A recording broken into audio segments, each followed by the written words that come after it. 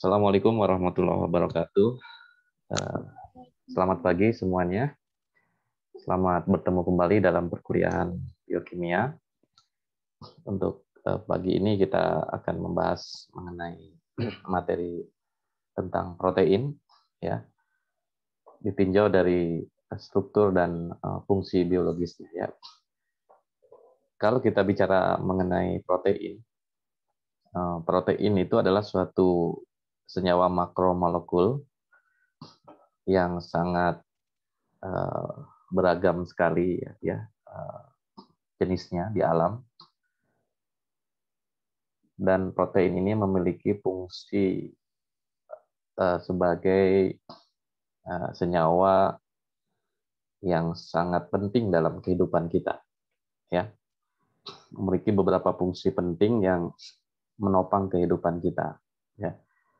Misalnya kita ambil contoh bagian dari tubuh kita itu 50% berat keringnya itu adalah protein, ya. 50% berat kering dari tubuh kita itu adalah protein. Dari mulai rambut kita, ya, kulit kita, daging, ya, itu adalah contoh jaringan-jaringan yang tersusun atas molekul protein. Ya, begitu pula di dalam sel kita sendiri, ya. Di dalam tubuh kita ada protein yang berperan sebagai enzim yang mengkatalisis reaksi kimia di dalam tubuh, ya, yang memediasi terjadinya reaksi-reaksi kimia. Kemudian ada juga antibodi. Antibodi itu adalah satu protein yang berperan dalam sistem pertahanan tubuh. Kemudian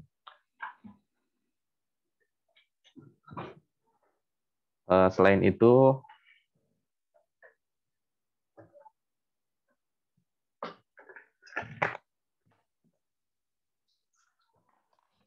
protein juga berperan penting dalam penopang struktural tubuh kita, ya. Nah, seperti otot, ya, kemudian kulit, ya, jaringan ikat, dan lain sebagainya. Jadi protein itu memiliki banyak peranan di dalam kehidupan kita. Dari semua peranan protein itu tentunya ada hubungan antara struktur dan fungsi biologisnya. Ini erat kaitannya, ya. Protein yang memiliki fungsi-fungsi biologis tertentu, dia tentunya memiliki struktur yang tertentu pula. Itulah yang nanti kita akan pelajari, bagaimana sih struktur protein yang memiliki berbagai fungsi biologis ini atau berbagai aktivitas biologis ini, ya. Baik berupa protein struktural maupun protein fungsional. Contoh senyawa protein yang mungkin ini menjadi salah satu sumber pembawa oksigen dalam tubuh kita, ya. Protein transport yang mengangkut oksigen dari paru-paru ke dalam sel. Nah, adalah hemoglobin. Ya, hemoglobin adalah protein fungsional yang terdapat di dalam sel darah merah. Bagaimana protein ini mampu mengangkut oksigen yang dibutuhkan oleh sel, ya, dan di mana dia terikat, mekanisme pengikatannya seperti apa, ya, apakah hanya protein hemoglobin saja yang bisa berikatan dengan oksigen, ya. Dan tentunya di sini kita juga perlu mengetahui, ya, bagaimana struktur dari protein tersebut yang berkaitan dengan fungsi dia sebagai protein pembawa oksigen tadi, ya.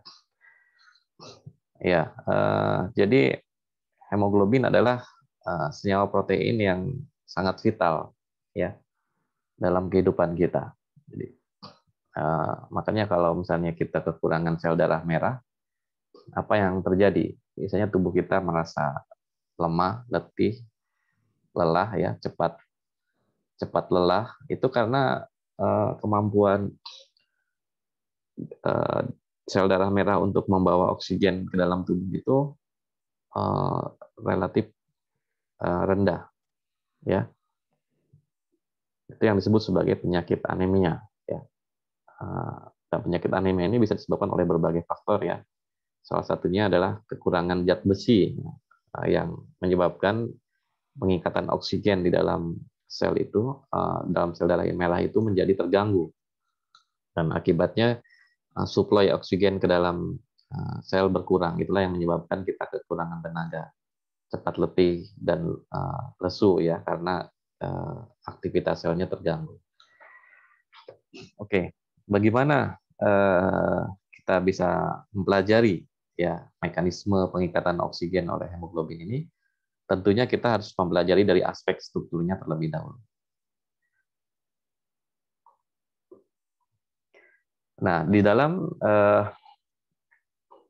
sintesis protein, ya kita mengenal dogma sentral.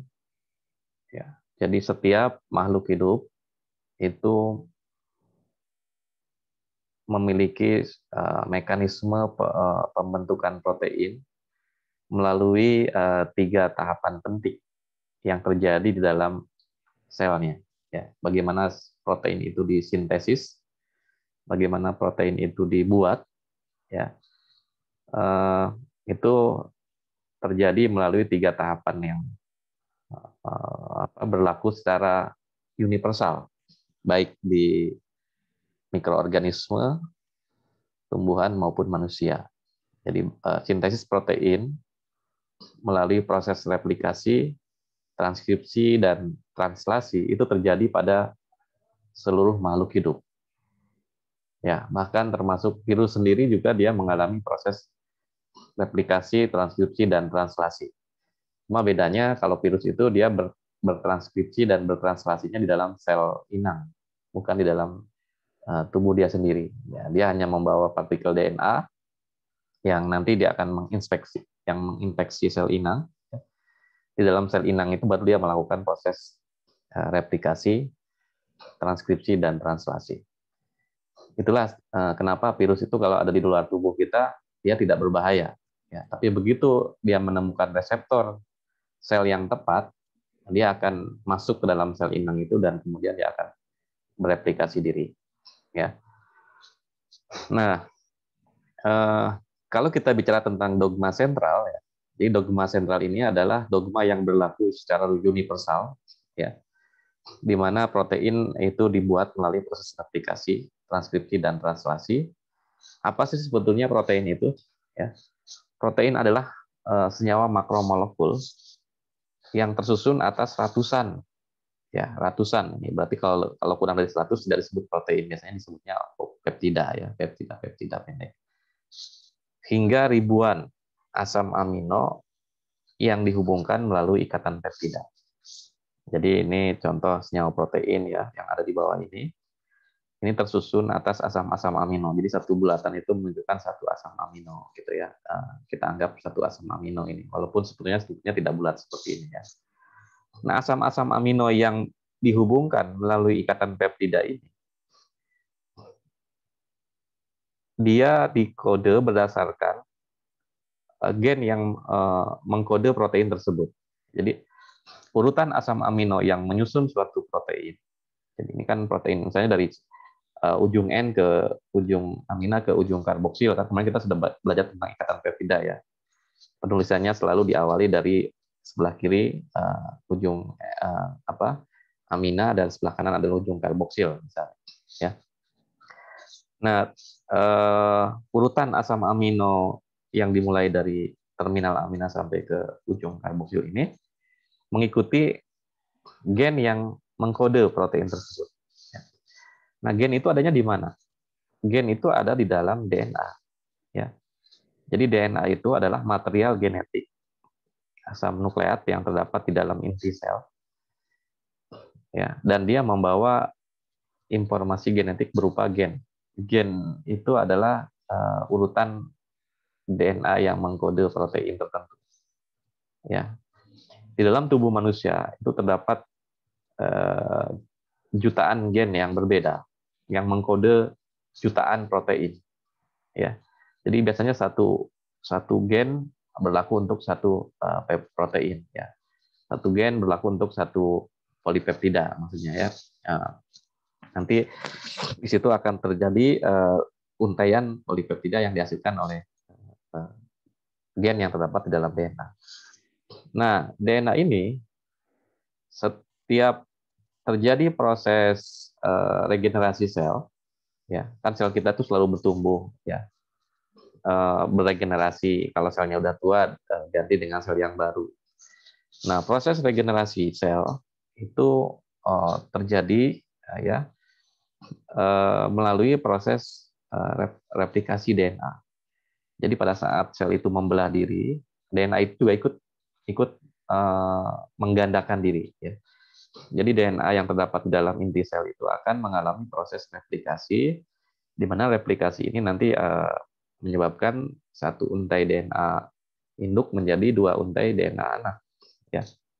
Nah, kemudian selain proses regenerasi, ya DNA itu sendiri mengalami proses transkripsi. Ya. Transkripsi itu adalah apa ya?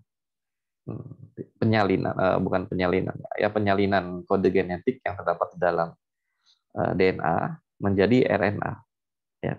Jadi biasanya di sini urutan-urutan basa nukleotida nanti akan kita bahas pada pembahasan tentang asam nukleat ya. Dia akan menghasilkan triplet DNA yang disebut sebagai kodon. Ya. Triplet DNA yang tersusun atas masing-masing satu kode genetik itu terdiri dari 3 basa DNA. Ya, ini makanya ada garis 3 ini menunjukkan berarti di sini ada 3 basa DNA. 3 basa DNA, 3 basa DNA terus berurutan ya dari sisi inisiasi sampai ke terminasi di sini ya. Pada saat dia mengalami transkripsi, dia akan menghasilkan untai RNA yang membawa kode genetik. Nah, satu kode genetik itu diwakili oleh 3 untai DNA. Nanti kita akan bahas ya di dalam pertemuan berikutnya tentang apa itu kode genetik. Kemudian kode genetik ini akan mengkode asam amino. Ya, satu kodon akan mengkode satu asam amino. Jadi 3 triplet DNA itu akan mengkode satu asam amino. Nah, asam-asam amino yang dikode oleh kodon yang terdapat dalam RNA ini terdiri dari 20 jenis asam amino yang biasanya menyusun protein. Ya, dari mulai alanin, lisin, valin, leusin, isoleusin, ya, prolin, kemudian apalagi sistein, metionin, fenilalanin, triptofan, ya, histidin, kemudian tirosin, ya, yang bermuatan negatif pada asam glutamat, aspartat, ya, kemudian yang bermuatan positif lisin, asparagin, ya, dan seterusnya. Jadi ada sekitar 20 asam amino yang menyusun protein. Nah, asam-asam amino yang menyusun protein itu sama seperti alfabet, ya. Alfabet itu ada berapa sih? A, B, C, D, E, F, G sampai Z itu. Ada sekitar 24 ya, kurang lebih. Saya lupa ya jumlah huruf yang ada di dalam tulisan Latin ya. Yang seperti yang ada sekarang ini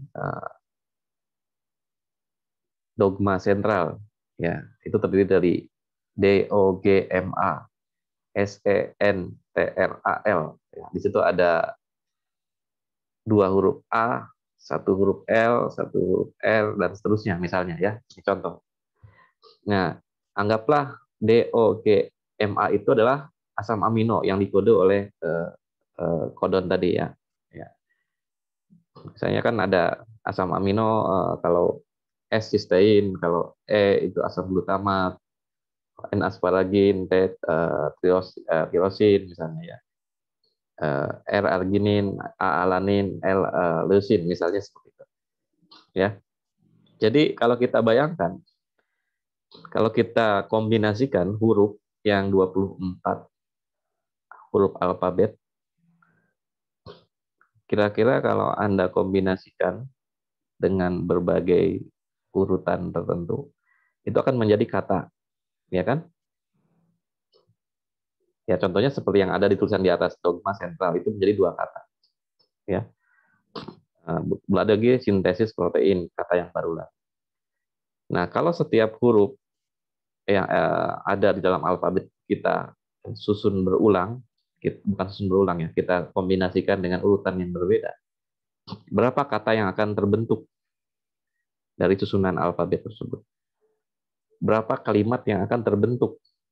Kalimat yang berbeda maksudnya ya, dari kata-kata yang terdapat di dalam susunan alfabet tadi. Berapa buku yang akan terbuat dari susunan kalimat-kalimat yang ada. Dari 24 alfabet yang kita gunakan selama ini untuk menyusun kata-kata, hampir tidak terhitung jumlah kalimat yang bisa dibuat oleh huruf-huruf alfabet. Ya, apalagi kalau kita kaitkan dengan bahasa ya. Nah, bahasa Indonesia aja dari 24 alfabet itu sudah berapa banyak kalimat yang tersusun. Ya. Nah, begitu pula dengan protein. Jadi dengan susunan asam amino yang berbeda, maka kita akan memperoleh jutaan jenis protein dengan urutan asam amino yang berbeda-beda dan memiliki peranan yang berbeda dalam berbagai organisme. Dari susunan asam amino berbeda, maka fungsi dan peranannya juga pasti akan berbeda.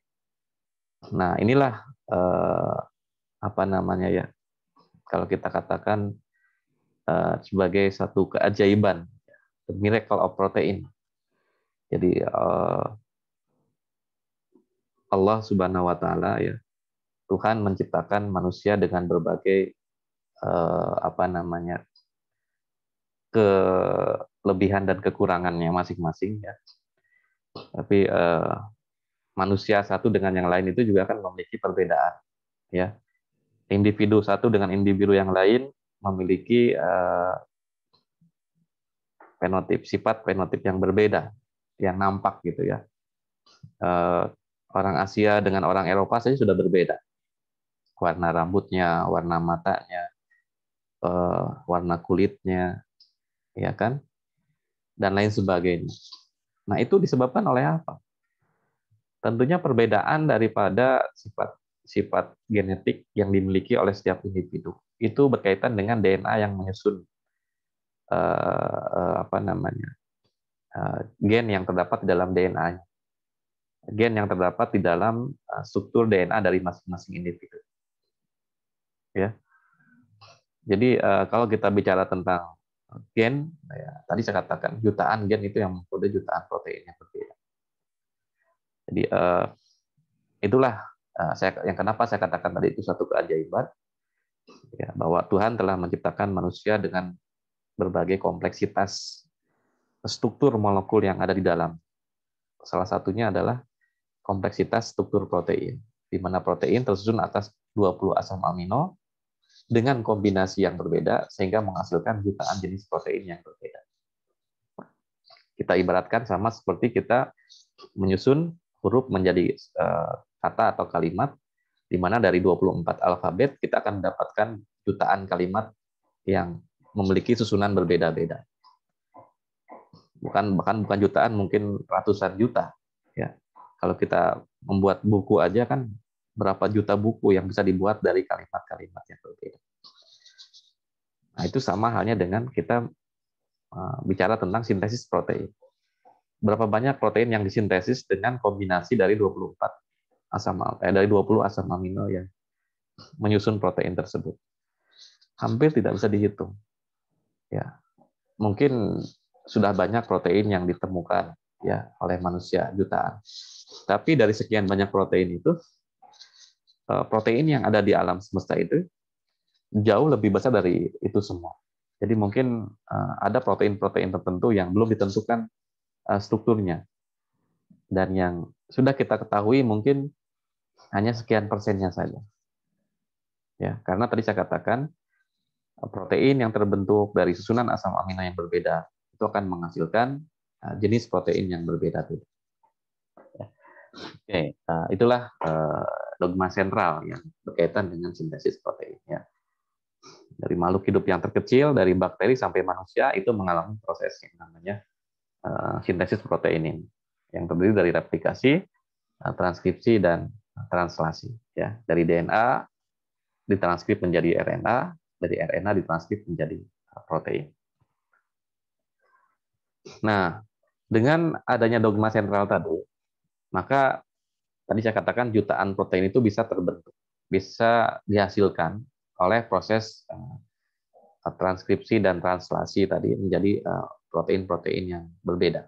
Ya, di sini saya mengelompokkan beberapa fungsi protein yang sudah umum ya diketahui dalam aktivitas seluler makhluk hidup, ya.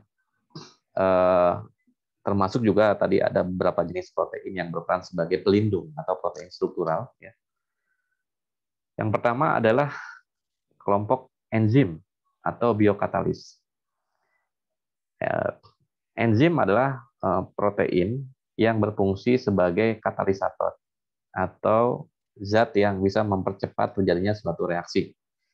Katalis kan definisinya adalah zat yang bisa meningkatkan kecepatan reaksi, tetapi dia tidak ikut bereaksi. Dia tidak merupakan komposisi dari produk yang dihasilkan. Jadi enzim itu hanya memediasi proses reaksi kimia antara suatu zat reaktan menjadi produk. Ya, dia sendiri tidak bereaksi dengan zat reaktan tersebut, tetapi dia hanya memediasi terjadinya reaksi. Ya. Nah, enzim dalam tubuh kita itu juga jumlahnya banyak sekali, ya.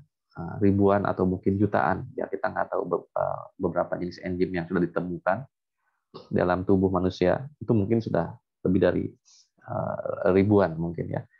Nah, saya tidak tahu pasti jumlahnya.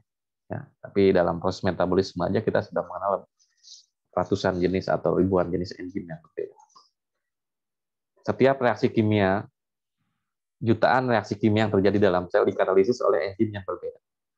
Kalau ada 1 juta reaksi kimia, berarti ada 1 juta enzim yang berperan di situ. Karena setiap reaksi itu biasanya dikatalisis oleh enzim yang berbeda. Walaupun ada beberapa jenis enzim yang mengkatalisis beberapa jenis reaksi ya, tapi itu tidak terlalu banyak. Jadi satu reaksi kimia dikatalisis oleh satu enzim. Kalau di dalam sel terdapat ratusan ribu atau jutaan reaksi kimia yang terjadi, berapa banyak enzim yang dibutuhkan? Ya, jadi itu keragaman protein ya yang berkaitan dengan fungsinya sebagai enzim. Kemudian yang kedua, protein yang berfungsi sebagai pengangkut atau protein transporter ya, contohnya tadi hemoglobin. Hemoglobin itu adalah suatu protein yang berperan mengangkut oksigen dalam tubuh ya untuk dibawa masuk ke dalam sel ya. Jadi di sini ada contohnya apa di sini hemoglobin. Nah, ini katabolit aktivator alkohol dehidrogenase enzim. Kemudian ada yang berperan sebagai protein membran yang berperan dalam memasukkan nutrien ya melalui transport aktif maupun transport pasif. Ini albumin, kolesterol, glukosa, insulin, ini juga semua protein ya. Insulin, albumin, imunoglobulin ya. Kemudian ini hemoglobin. Nah, hemoglobin ini berperan sebagai pengangkut oksigen ya. Dia yang mengikat oksigen dari alveoli, dari paru-paru ke dalam sel ya untuk digunakan dalam proses metabolisme seluler ya.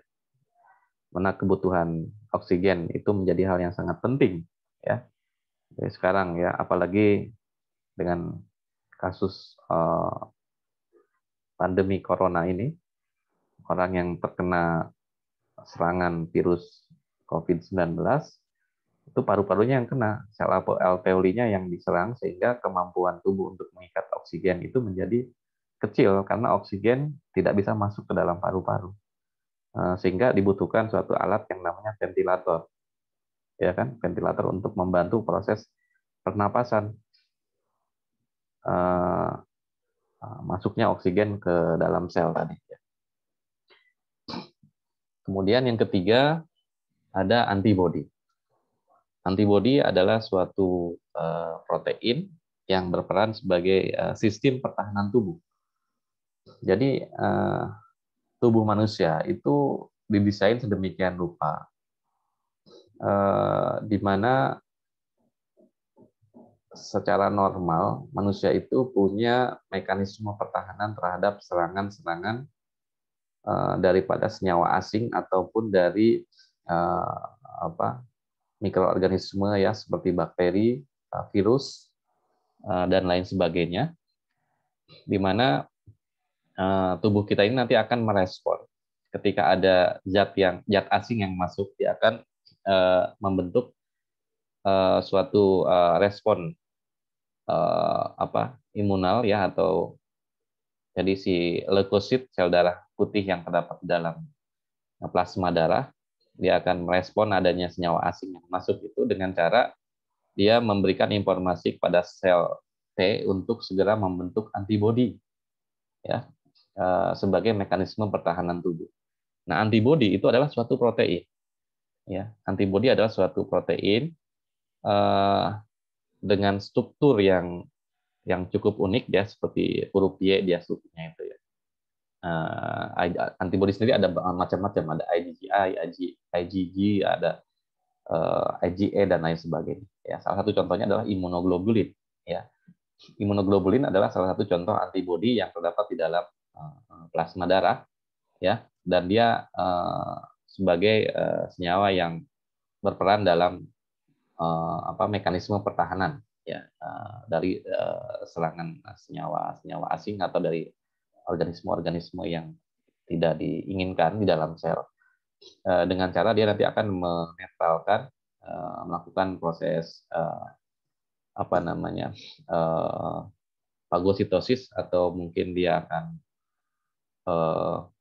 mengikat antigen tersebut ya, kemudian nanti dia akan menghancurkannya ya, atau dengan mekanisme yang tertentu ya, sehingga si senyawa asing itu tidak bisa menginfiltrasi sel.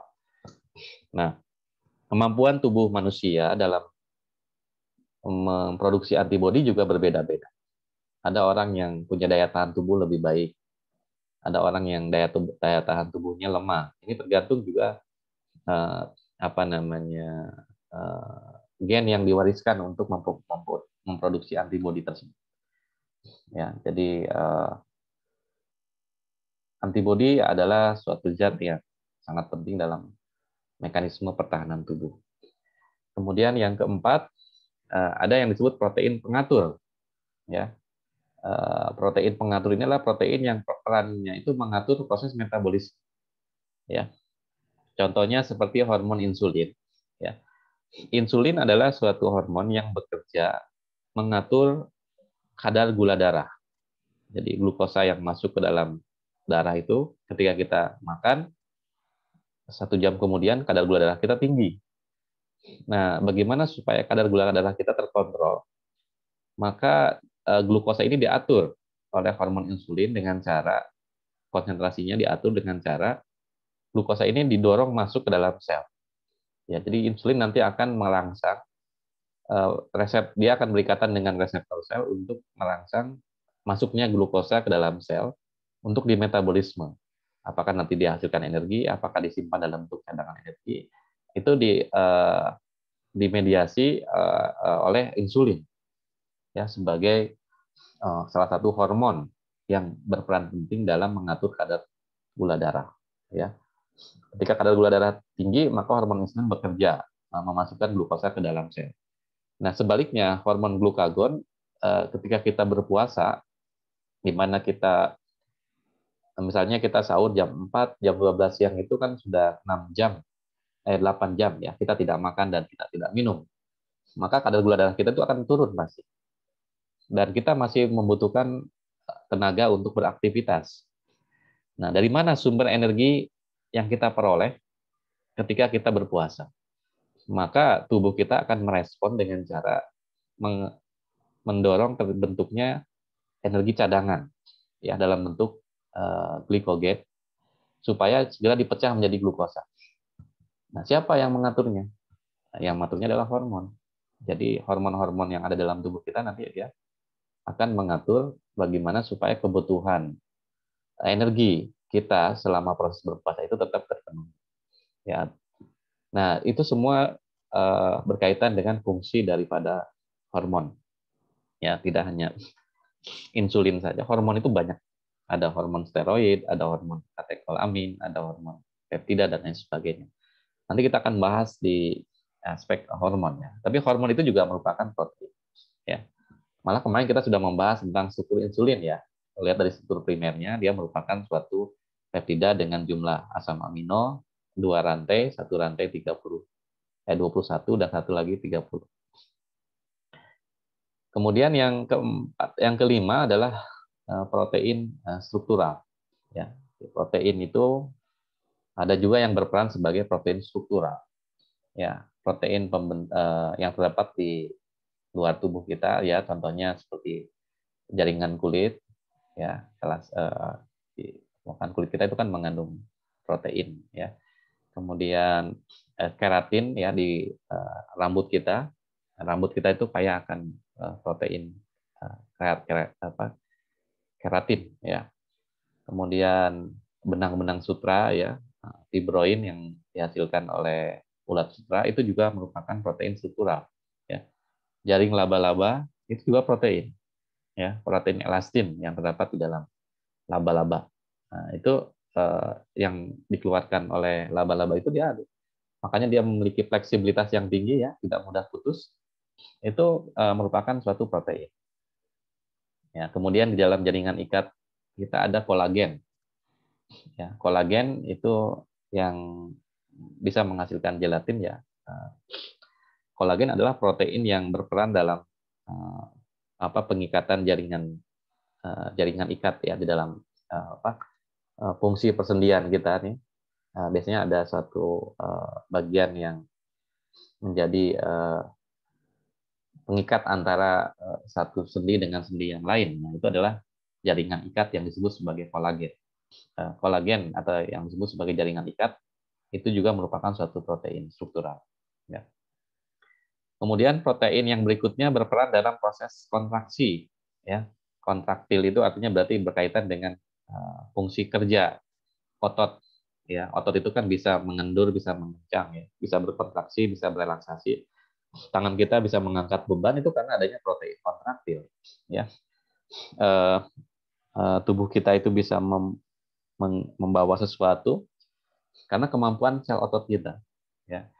Dan sel otot itu terdiri dari beberapa protein yang di situ salah satunya adalah miosin. Ya. Miosin adalah protein otot yang punya kemampuan dia bisa fleksibel, ya, bisa meregang, bisa merapat gitu ya, tergantung dari aktivitas kita ya dalam melakukan pekerjaan. Nah, kadang kita sering kalau aktivitas kita terlalu berat atau ada kesalahan dalam melakukan, misalnya ketika kita berolahraga, kita sering mengalami cedera. Ya. Nah, cedera itu karena mungkin proses kontraksi dan relaksasi dari sel otot kita ini terganggu, ya, atau karena aktivitas yang terlalu berlebihan, bisa jadi protein itu mengalami kerusakan. Itu yang disebut sebagai cedera otot. Ya. Kemudian terakhir adalah protein nutrien. Contohnya adalah opalbumin. Anda tahu opalbumin itu terdapat di mana? Opalbumin adalah protein putih telur. Jadi kalau Anda suka makan telur, itu kan bagian telur itu ada putih telur, ada kuning telur. Nah, bagian putih telur itu sebetulnya adalah protein yang kaya akan ovalbumin. Makanya kalau kita goreng itu kan jadi putih gitu kan. Nah, itu adalah protein yang terdiri dari ovalbumin. Ovalbumin ini dia merupakan protein yang berperan dalam proses pematangan embrio dari ayam yang tadinya dalam bentuk telur atau apa ya pokoknya binatang-binatang yang bertelur itu ya. Jadi si ovalbuminnya itu dia berfungsi sebagai cadangan makanan bagi calon embrio yang akan berubah menjadi apa namanya bayi hewan itu ya, seperti anak ayam gitu ya. Jadi selama dia ada di dalam telur itu, anak ayam itu kan tidak memperoleh asupan gizi dari induknya. Kan telur tidak terhubung seperti manusia dalam rahim itu ada namanya uterus ya atau jaringan ari-ari yang memberikan nutrisi langsung dari induk ke anak. Tapi kalau di dalam telur itu tidak nutrisinya itu tidak diperoleh dari induknya, tapi dia sudah tersedia di dalam putih telurnya itu sampai dia bisa menetas. Ya. Jadi protein tertentu itu bisa berfungsi sebagai cadangan makanan, yaitu contohnya adalah ovalbumin. Ya. Jadi ini hanya salah satu contoh beberapa fungsi protein yang kita ketahui. Ya, sebetulnya banyak ya peranan protein bagi makhluk hidup. Tidak hanya seperti yang saya sebutkan tadi, ya. Jadi protein-protein tertentu itu punya peranan-peranan yang berbeda-beda. Ya, ini adalah peranan yang atau fungsi yang paling umum yang bisa kita temui ya di dalam makhluk hidup. Ya, oke.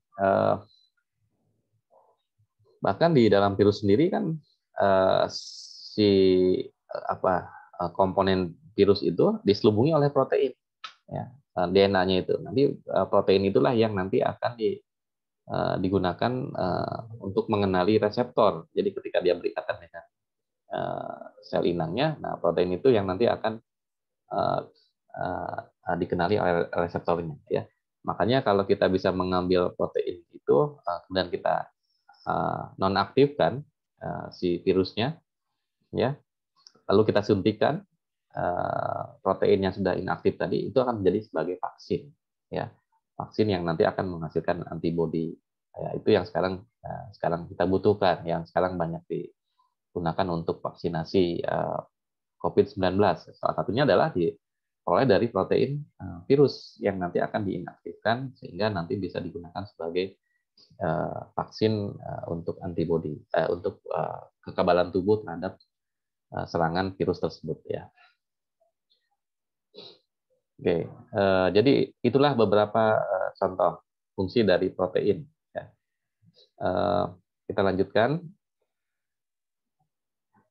Nah, di sini saya memberikan contoh beberapa jenis polipeptida ya atau protein yang terdapat di dalam berbagai makhluk hidup, ya, baik manusia, yeast, bakteri, ya.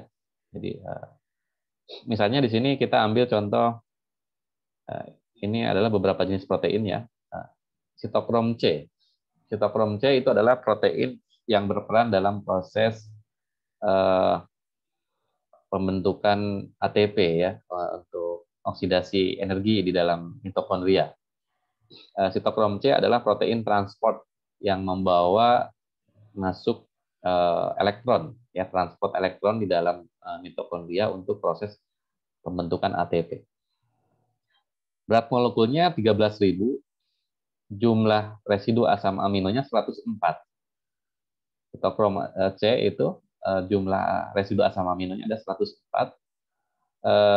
Jumlah rantainya ada satu rantai ya, number of polypeptide. Jadi satu rantai terdiri dari 104 asam amino. Itu sitokrom ya. Bandingkan dengan ribonuklease.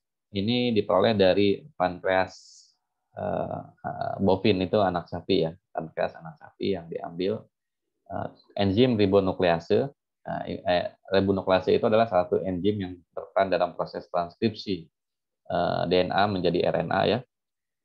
Terdiri dari berat molekulnya hampir sama ya, 13.700. Terdiri dari 124 asam amino. Kemudian lisogim yang terdapat dalam putih telur ayam ya. Selain tadi ada opalbumin, ada juga lisogim itu sebagai protein untuk mempertahankan.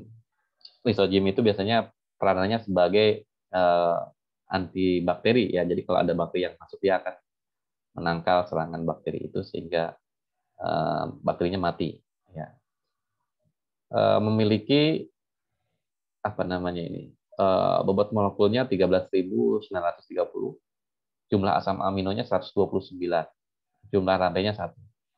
Kalau kita bandingkan dengan chymotrypsin, ya, chymotrypsin dengan lisogim itu sama-sama enzim ya, fungsinya sama. Ya. Atau dengan hemoglobin, ya.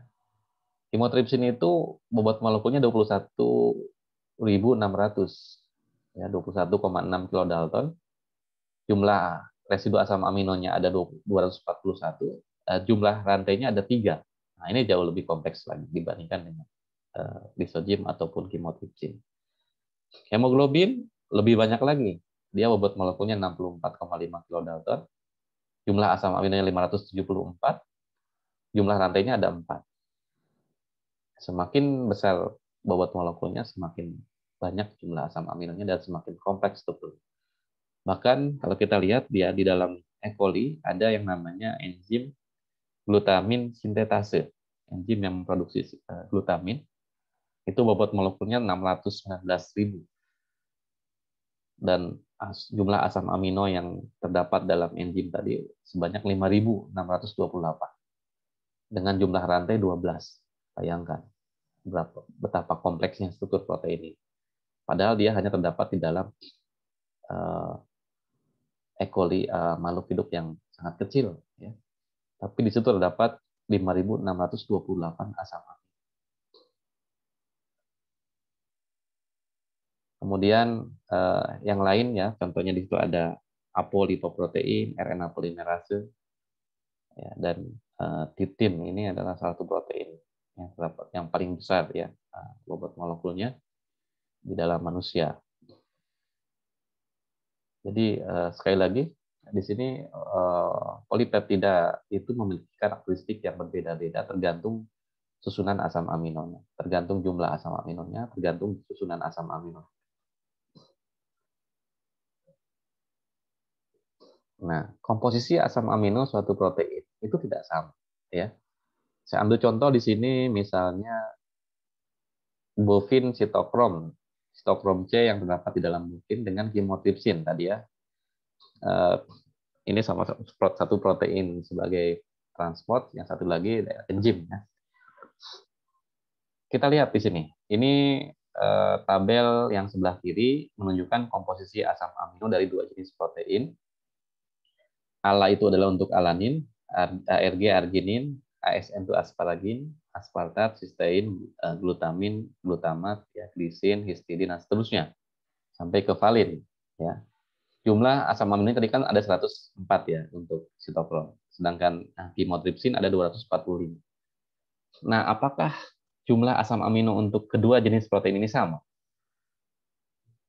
Beda fungsi, beda struktur, beda fungsi, tentu beda susunan asam amino. Kita bisa lihat di sini, ya ini hasil penelitian ya, bukan mengarang gitu ya, tapi ini adalah sudah ditentukan strukturnya, jadi kita bisa tahu komposisi masing-masing asam amino. Di sini ada alanin, untuk sitokrom C ada 6 jumlah alanin. Sedangkan di chymotrypsinogen itu sebagai prekursor untuk pembentukan chymotrypsin ya, dalam bentuk inaktif, itu ada 22. Ya. Jadi sudah berbeda jumlah asam amino. Kemudian arginin. Dalam sitokrom ada 2, dalam chymotrypsin ada 4. Ya. Glisin di dalam sitokrom C ada 14, di dalam chymotrypsin mungkin ada 23. Jadi masing-masing asam aminonya sudah berbeda ya, komposisinya. Belum lagi nanti urutannya. Ya. Jadi seperti saya katakan tadi, di dalam satu kalimat, ya, misalnya kita ambil aja buku gitu ya, jangan satu kalimat lah ya, satu paragraf aja. Satu paragraf di buku yang halaman pertama dengan paragraf yang terdapat di halaman kedua, itu kira-kira susunan kata-katanya sama nggak? Beda. Susunan hurufnya sama nggak? Ada yang sama, ada yang berbeda, tapi tidak persis sama. Ya. Misalnya di situ ada huruf A, A-nya berapa? Oh, ada 7 di halaman pertama, di halaman kedua ada 5. Oh, huruf S-nya ada 5, di halaman kedua ada 1 atau 2. Jadi jelas ya. Dalam struktur protein pun juga sama. Komposisi asam amino satu protein dengan protein yang lain itu berbeda. Nah, inilah yang menyebabkan kenapa protein itu memiliki fungsi dan peranan yang sangat beragam tadi. Ya. Kemudian belum lagi protein itu juga ternyata punya kemampuan untuk berikatan dengan senyawa lain yang non protein. Ya, seperti yang kita pelajari kemarin ada yang namanya lipoprotein. Lipoprotein adalah protein yang berikatan dengan lipid, nah, di mana gugus prostetiknya adalah lipid. Contohnya ada beta lipoprotein yang terdapat dalam darah, ya, atau misalnya tadi ada PLDL, HDL itu kan sama lipoprotein. Kemudian glikoprotein, ya, glikoprotein itu adalah protein yang terdapat di dalam contohnya di permukaan sel ya untuk reseptor antibodi, ya. Kemudian fosfoprotein yang punya gugus fosfat, hemoglobin yang punya gugus hem, ya. Kemudian flavoprotein yang ada gugus flavin nukleotidanya, metaloprotein yang ada gugus metalnya ya, ada logam yang berikatan dengan protein, dan contohnya adalah ferritin ya, alkohol dehidrogenase, kalmodulin, plastosianin dan lain sebagainya. Ini adalah protein-protein yang berikatan dengan senyawa lain ya di dalam gugus. Jadi semakin kompleks strukturnya juga semakin kompleks fungsinya ya protein tersebut.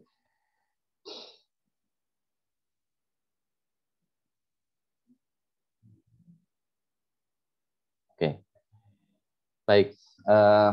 Sebelum kita bicara tentang kompleksitas struktur dan fungsi dari protein itu sendiri ya, kita perlu mempelajari bahwa kompleksitas fungsi itu berkaitan dengan kompleksitas struktur ya. Nah, maka kita harus menyederhanakan terlebih dahulu bahwa protein itu memiliki struktur yang beragam. Ya. Keragaman struktur protein bisa kita kelompokkan menjadi 2 kelompok besar. Ya, berdasarkan fungsinya ya. Berdasarkan strukturnya, sorry.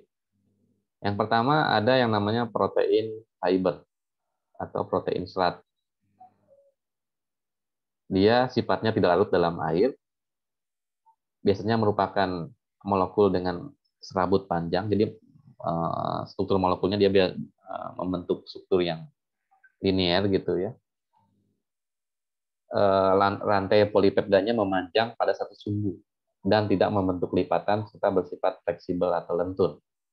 Contohnya adalah protein keratin yang terdapat dalam rambut kita. Rambut kita kan bentuknya panjang gitu, memanjang lurus, walaupun ada yang bentuknya agak keriting-keriting ya, kalau kita tarik dia kan lurus juga ya. Keriting itu tergantung dari komposisi sisteinnya. Nanti kalau ada pembentukan ikatan jembatan di sulfida, maka semakin banyak jembatan di sulfidanya, maka rambut seorang itu akan semakin keriting. Kemudian yang kedua ada fibroin. Ya, fibroin itu penyusun benang sutra ya, kalau nggak salah benang sutra yang terdapat di dalam ulat sutra itu, dia mengandung protein fiber juga, strukturnya lurus ya. Kemudian kolagen, tadi contoh yang lain jaring laba-laba ya, elastin itu termasuk protein fiber. Dia tidak larut di dalam air, ya. Punya kemampuan berarti gugus asam aminonya lebih banyak yang sifatnya hidrofobik karena dia lebih suka menolak air ya. Contoh yang lain adalah protein bulu unggas ya. Protein fibroin ya yang ada di dalam bulu unggas kalau nggak salah ya. Nah, dia sangat tidak menyukai air. Jadi kalau kalau apa namanya unggas ya seperti ayam, burung masuk ke dalam air, bulunya itu hanya di apa namanya digerakkan aja gitu ya, nanti airnya itu langsung hilang.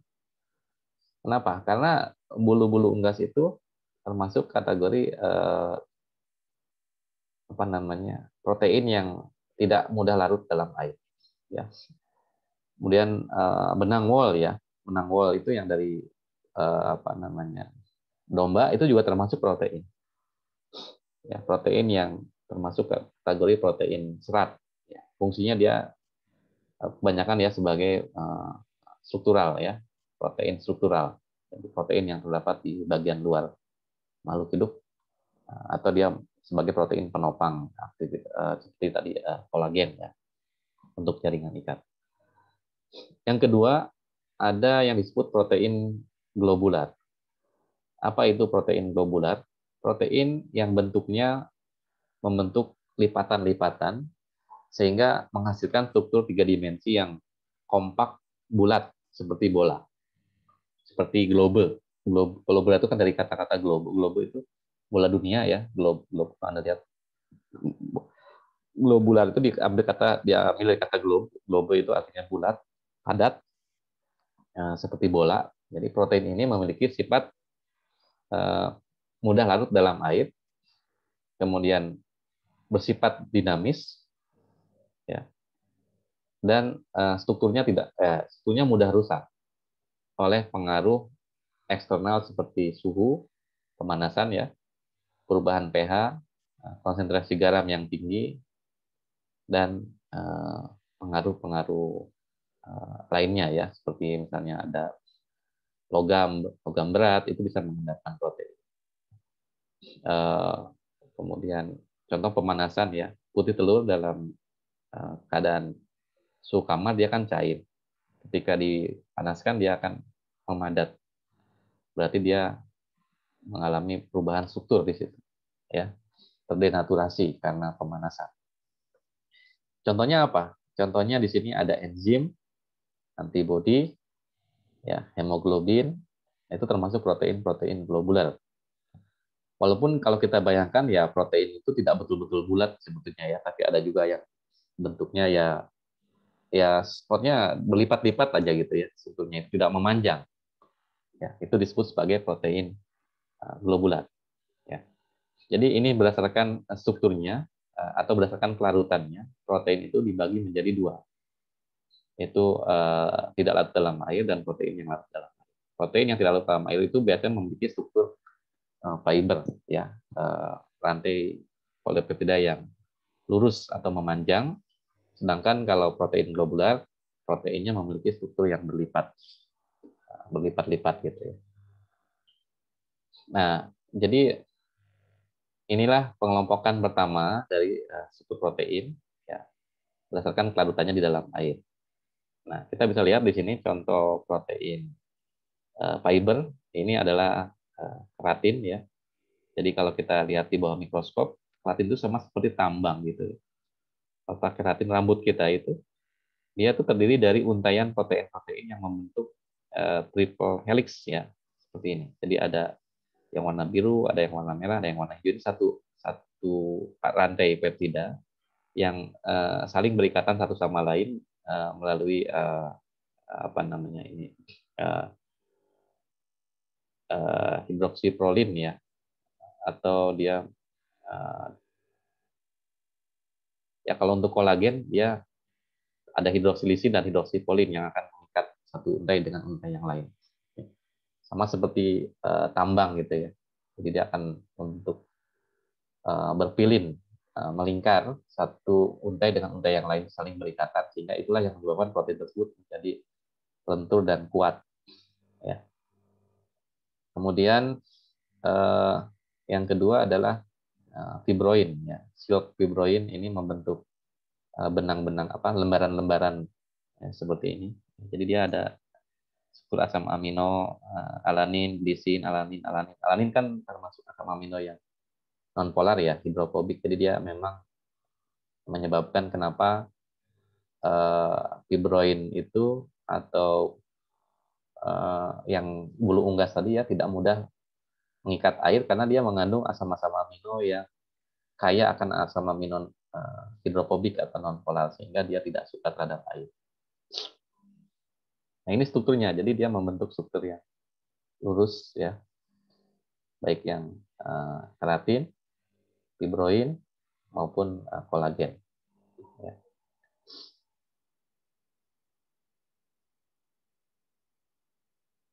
Inilah contoh gambaran protein fiber tadi ya. Kemudian kita lanjutkan ke protein globular. Protein globular adalah protein yang memiliki struktur berlipat-lipat. Ya, jadi dia membentuk lipatan seperti benang kusut kalau kita lihat ya. Benang itu kan kalau ditarik dia lurus, tapi kalau kita keluar gitu nanti lama-lama dia akan membentuk lipatan-lipatan seperti ini ya. Nah, itulah gambaran protein globular ya. Jadi kalau kita bayangkan benang itu kan memiliki untai lurus ya, itu adalah struktur primer ya, di mana A1, A2, A3, A4, A5, A6 dan seterusnya itu adalah rangkaian residu asam-asam amino yang menyusun protein tersebut. Nah, si protein struktur primer ini nanti dia akan membentuk struktur sekunder dengan cara dia membentuk struktur alpha helix seperti ini. Kemudian nanti struktur alpha helix ini membentuk struktur tersier sehingga terjadi lipatan-lipatan karena ada interaksi antara rantai samping asam amino. Ya. Nah, struktur tersier nanti kalau ketemu lagi dengan rantai yang lain akan membentuk struktur kuartener. Contohnya dalam hemoglobin. Ya. Jadi protein globular itu terbentuk karena adanya interaksi intermolekuler antara asam-asam amino, ya, interaksi intramolekuler dan interaksi intermolekuler antar rantai protein. Itulah yang menyebabkan terbentuknya struktur protein globular, ya, yang berlipat-lipat. Nah, sekarang saya ingin jelaskan kepada Anda dalam protein globular itu ada 4 struktur yang mendasar yang menopang terbentuknya struktur protein globular. Tadi ada struktur primer, sekunder, tersier, dan kuartener. Ya. Apa yang dimaksud dengan struktur primer? Jadi struktur primer ini ya adalah struktur yang menggambarkan untai asam amino atau urutan asam amino dari suatu polipeptida. Urutan itu berarti kan dia dari 1, 2, 3 dan seterusnya gitu ya. Namanya urutan kan berarti disusun gitu dari yang terkecil sampai yang terbesar, dari terminal amina sampai ke terminal karboksil. Kalau ada 104 berarti kan disusun menjadi 104 residu asam amino tadi ya. Nah, 104 asam amino tadi urutannya untai rantai asam amino itu membentuk struktur primer di mana masing-masing asam amino ini dihubungkan satu sama lain melalui ikatan peptida. Anda masih ingat kan kemarin pada saat kita membahas tentang 2 minggu yang lalu ya tentang asam amino, kalau asam amino satu dengan asam amino yang kedua bertemu, dia akan terhubung melalui ikatan peptida. Ya, itulah yang membentuk residu asam amino di dalam polipeptida, di mana satu asam amino dengan asam amino yang lain terhubung melalui ikatan peptida. Nah, susunan asam amino yang menghubungkan satu asam amino dengan asam amino yang lain dalam satu untai polipeptida yang utuh, itu disebut sebagai struktur primer. Jadi struktur primer itu hanya menggambarkan urutan asam amino yang dirangkai melalui ikatan peptida. Titik. Nah, itu menjadi backbone dari struktur protein. Ya, sekali lagi Anda harus ingat, apa yang dimaksud dengan struktur primer? Struktur primer adalah bagian dari rantai utama protein yang menggambarkan urutan asam amino satu dengan yang lain yang dihubungkan melalui ikatan peptida dari urutan pertama sampai urutan yang terakhir dalam satu untai polipeptida. Ya. Misalnya kalau dia ada 100 asam amino, berarti dari posisi 1 sampai posisi 100. Asam aminonya apa saja yang menyusun protein tersebut. Itu disebut sebagai struktur primer. Yang kedua, kita mengenal istilah struktur sekunder. Ya. Nah, struktur sekunder itu terjadi karena adanya interaksi intramolekuler. Yang dimaksud dengan interaksi intramolekuler adalah interaksi yang terjadi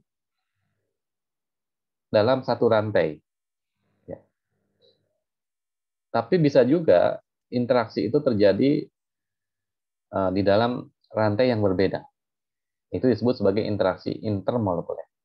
Ya. Nah, kalau di dalam struktur sekunder, kita hanya bicara tentang interaksi intramolekuler ya, dalam satu rantai. Misalnya seperti ini. Ya. Ini kalau kita lihat di sini struktur primer itu kan hanya rangkaian asam amino. Tadi ternyata kalau kita susun dalam struktur protein, ya, asam amino dengan asam amino yang lain itu bisa saling berinteraksi. Ya, terutama rantai utamanya yaitu gugus karbonil sama gugus amina. Gugus amina itu kan cenderung bermuatan positif, ya. Sedangkan gugus karbonil cenderung bermuatan negatif. Nah, kalau karbonil sama amina itu ketemu pada jarak tertentu, dia akan terbentuk ikatan hidrogen. Ya, ini yang titik-titik ini, gugus amina dengan gugus karbonil dengan gugus amina. Itu adalah terbentuknya ikatan hidrogen intramolekuler. Ya. Nah, terbentuknya interaksi intramolekuler ini bisa menghasilkan dua jenis struktur sekunder. Jadi di sini saya akan menjelaskan bahwa struktur sekunder itu memiliki dua jenis. Yang pertama ada yang disebut sebagai struktur alpha helix. Jadi dia strukturnya seperti apa namanya ini, tambang yang melilit gitu ya. Kalau kita punya tambang, kalau kita putar gitu, ya itu kan menghasilkan bentuk spiral ya. Nah, bentuk spiral itu terbentuk karena adanya interaksi intramolekuler antara rantai asam amino satu dengan asam amino yang lain dalam satu rantai ya, dalam satu rantai polipeptida, di mana interaksi itu terbentuk karena adanya ikatan hidrogen antara gugus karbonil dengan gugus amina.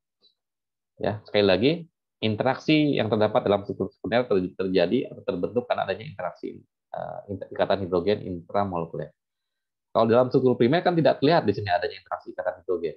Yang terlihat di sini hanya ada ikatan peptida saja sebagai backbone utama daripada rantai peptida, maka disebut struktur primer. Tapi struktur sekunder, selain ikatan peptida, kita mengenal ada interaksi lain, yaitu interaksi ikatan hidrogen. Ya, ini yang kita kenal sebagai interaksi intramolekuler dalam struktur alpha helix. Ya. Nah, kemudian bisa juga interaksi ikatan hidrogen itu, ya, terbentuk dari dua rantai. Ya, ini. Ya, terbentuk misalnya dia rantainya ini melipat gitu ya. Nah, melipat, situ ada yang ke kanan, ada yang ke kiri. Panahnya kita bisa ke kiri, ke kanan. Kemudian nanti pada saat dia melipat tadi ada interaksi di sini gugus NH ketemu dengan karbonil, gugus amina ketemu dengan karbonil, gugus amina satu ketemu dengan karbonil yang lain. Nah, interaksi ikatan hidrogen ini disebut interaksi ikatan intermolekuler. Ya, antar rantai. Ya, kalau tadi kan dalam satu rantai, ini antar rantai. Ya. Ya, antara dua rantai yang berbeda. Nah, rantai yang pertama itu kalau dia menghadapnya itu apa namanya saling bertolak belakang, ya. Yang saat ini kan kita lihat menghadap itu artinya dari gugus karbonil ke gugus aminanya, dari gugus amina ke gugus karbonilnya itu dia apa namanya, bertolak belakang gitu ya. Jadi kalau dia berhadap-hadapan seperti ini, yang satu ke kanan, yang satu ke kiri, urutan asam aminonya, ya. Jadi dari sini misalnya A, B, C, D, E, F, G, H, gitu, 1, 2, 3, 4, 5, 6. Nah, 7-nya itu dari sini, 7, 8, 9, 10. Jadi kan ini bersifat anti paralel. Yang satu ngadapnya ke kanan, yang satu ngadapnya ke kiri. Ya. Nah, itu disebut sebagai interaksi interaksi ikatan hidrogen intermolekuler anti paralel. Ya. Dalam struktur sekunder kita mengenal ada dua jenis tadi, ada alpha helix, ada beta sheet. Ya, beta sheet ini adalah seperti bentuk lipatan-lipatan kertas. Ya. Jadi kalau kita kasih garis bayangan gitu ya, seperti bentuk kertas berlipat, gitu ya, bentuk lipatan kertas seperti ini. Nah, strukturnya itu membentuk seperti lipatan kertas. Nah, beta sheet itu sendiri ada yang disebut sebagai beta sheet paralel, ada yang disebut sebagai beta sheet anti paralel. Kalau yang tadi saya katakan ini, misalnya strukturnya itu bertolak belakang, yang satu ke kanan, yang satu ke kiri, berarti ini disebut beta sheet anti paralel. Tapi kalau misalnya strukturnya berhadap-hadapan sama, gugus karbonilnya kanan semua, gugus aminanya di sebelah kiri semua, itu disebut sebagai beta sheet paralel. Ya. Jadi dalam struktur sekunder kita mengenal istilah struktur beta sheet paralel dan anti paralel. Nah, ini agak mulai kompleks lagi ya. Jadi kita pelan-pelan belajar dari yang paling mudah dulu ya. Struktur primer, sekunder. Nah, kemudian meningkat lagi ke struktur yang ketiga yang sedikit lebih kompleks dibandingkan dengan struktur sekunder tadi. Kalau struktur ini kan ada alpha helix, ada beta sheet, ya. Beta sheet ada yang paralel dan ada yang anti paralel. Struktur tersier itu adalah struktur protein yang terbentuk karena ada interaksi intermolekuler bukan dari rantai utamanya, tapi dari rantai samping, dari gugus R-nya. Kan kita masih ingat ya, asam amino itu terdiri dari gugus karbonil, gugus amina, dan rantai R atau yang disebut sebagai residu atau rantai samping, di mana satu asam amino dengan asam amino yang lain R-nya itu bisa berbeda-beda. Ada yang bersifat polar, ada yang bersifat non-polar, ada yang bersifat bermuatan positif, ada yang bermuatan negatif. Apa yang akan terjadi ketika dia terdapat dalam struktur protein? Rantai-rantai samping asam amino tadi, kalau ada yang bermuatan positif berdekatan dengan asam amino yang bermuatan negatif rantai sampingnya, maka akan terbentuk interaksi ikatan ionik. Positif dengan negatif berdekatan. Ya. Kemudian kalau sistein ketemu dengan sistein, dia juga bisa membentuk jembatan disulfida. Itulah yang menyebabkan terjadinya pelipatan, folding, ya, karena terbentuknya interaksi jembatan disulfida, kemudian interaksi ionik. Ada lagi interaksi yang lain adalah interaksi hidrofobik. Kalau senyawanya sama-sama nonpolar, dia akan membentuk ya, interaksi hidrofobik. Ya.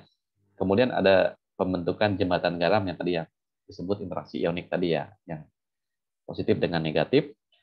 Nah, kalau interaksi itu terjadi di dalam satu rantai, ya ini satu rantai ya, interaksi intramolekuler dari rantai samping yang terdapat di dalam satu rantai polipeptida itu disebut struktur tersier.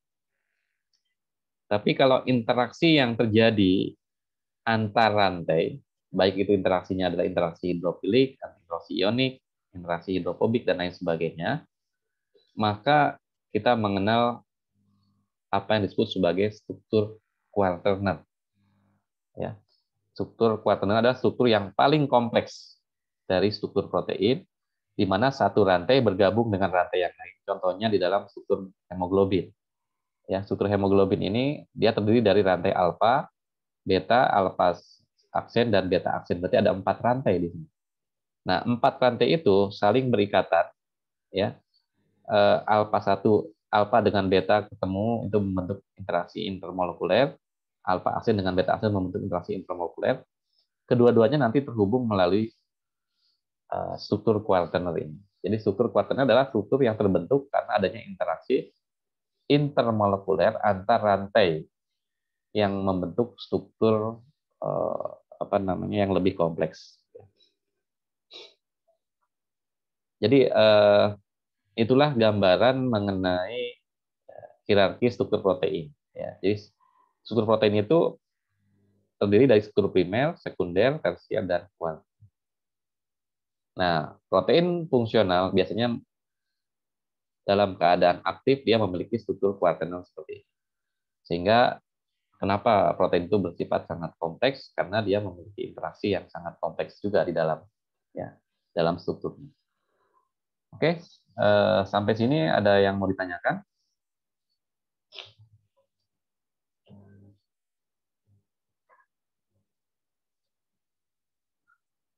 Mengenai struktur protein, apakah sudah cukup jelas? Jelas, Pak. Baik, lanjut. Ini gambaran lagi ya, untuk memperjelas. Tadi saya sebenarnya sudah jelaskan di gambaran sebelumnya. Jadi ini adalah contoh daripada struktur primer.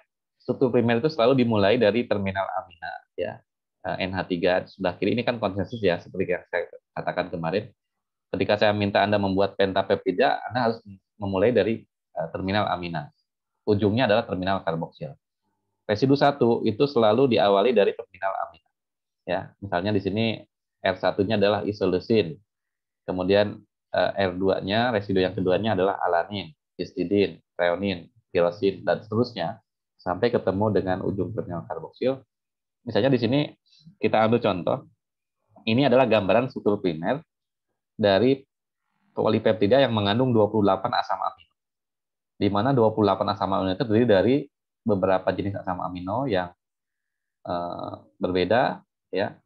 Tapi ada juga yang sama, misalnya alanin, ini di posisi nomor 2, ketemu lagi dengan alanin 10, 11, dan seterusnya. Jadi dalam satu rantai ini mungkin bisa memiliki asam amino alanin dengan jumlah berapa, glisin dengan jumlah berapa. Nah, urutan daripada asam amino dari 1 sampai ke 28 ini disebut sebagai struktur primer. Ya. Struktur primer menunjukkan jumlah, jenis, dan urutan asam amino yang tersusun dalam suatu molekul protein. Jumlahnya ada berapa? Di sini ada 28. Jenisnya apa saja? Ada isoleusin, ada alanin, ada histidin. Urutannya bagaimana? Isoleusin di urutan pertama, alanin urutan kedua, dan seterusnya. Jumlah, jenis, dan urutan asam amino yang tersusun dalam suatu molekul protein yang terbentuk karena adanya interaksi ikatan peptida. Itulah yang disebut sebagai struktur primer. Ya, struktur primer itu hanya menggambarkan urutan asam amino dengan jumlah dan jenis yang berbeda yang dihubungkan satu sama lain melalui ikatan peptida. Nah, struktur sekunder menggambarkan konformasi 3 dimensi. Jadi kalau tadi strukturnya itu dan di sini hanya 2 dimensi saja, ya, seperti memanjang gitu kan. Kalau kita petakan dalam bentuk kertas, ya bentuknya datar aja gitu kalau struktur primer ini seperti itu. Kenyataannya protein itu tidak membentuk struktur yang datar, tapi dia membentuk struktur yang berlipat-lipat. Ya. Nah, struktur yang menggambarkan konformasi 3 dimensi karena adanya interaksi ikatan hidrogen intra dan intermolekuler, itulah yang membentuk struktur sekunder. Nah, struktur sekunder itu terdiri dari 2, yaitu alpha helix dan beta sheet. Nah, alpha helix ini juga dia terbagi menjadi 2 ya. Alpha helix itu ada yang right itu, jadi kalau kita anggap ini sumbu putaran proteinnya, ya kalau kita anggap tambang itu, kalau kita menganggap rantai protein itu seperti tambang itu kan bisa kita putar ke kanan, bisa kita putar ke kiri ya. Jadi kalau kita anggap ini tambang nih, kalau kita putar pilinannya itu, spiralnya itu ke arah kanan, itu disebut sebagai right handed alpha helix. Jadi kalau tangan kita seperti ini ya misalnya, nah ini kita putar ke kanan gitu, berarti dia right. Tapi kalau kita balik ke kiri, itu disebut left hand lead. Jadi filinnya itu, putarannya itu apakah ke kanan atau ke kiri. Dua-duanya bisa terbentuk dalam struktur protein ini. Tapi yang lebih disukai biasanya adalah right-handed alpha helix. Ya, jadi putarannya itu yang mengarah ke kanan, seperti yang ada di gambar ini. Ini adalah right-handed alpha helix. Ya. Nah, kenapa disebut alpha helix? Karena ini ikatan antar asam amino ini membentuk helix, ya, membentuk helix. Kemudian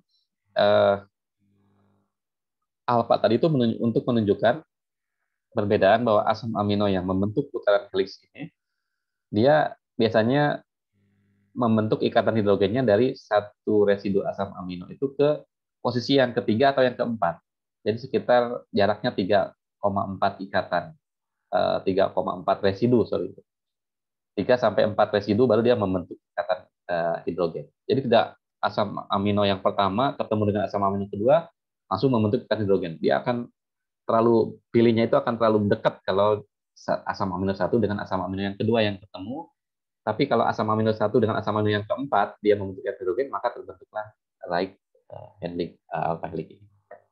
Kalau kita hitung di sini kan ini asam amino pertama 2 3 1 2 3 4 ketemu, jadi dia baru membentuk hidrogen. Yang kedua ketemu dengan yang kelima, yang ketiga ketemu dengan yang keenam, seterusnya. Jadi jaraknya itu sekitar 3 sampai 4 residu baru membentuk interaksi ikatan hidrogen. Itulah yang membentuk ikatan hidrogen yang membentuk struktur sekunder alpha helix karena terbentuknya ikatan hidrogen intramolekuler.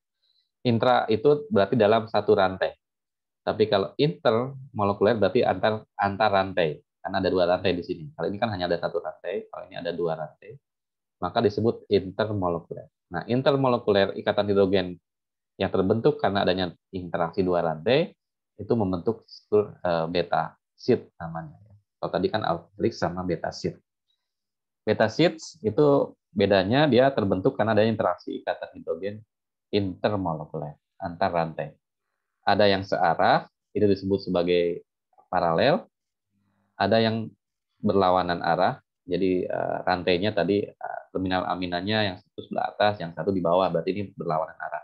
Tapi kalau terminal aminanya ada di atas dua-duanya, maka itu disebut sebagai paralel.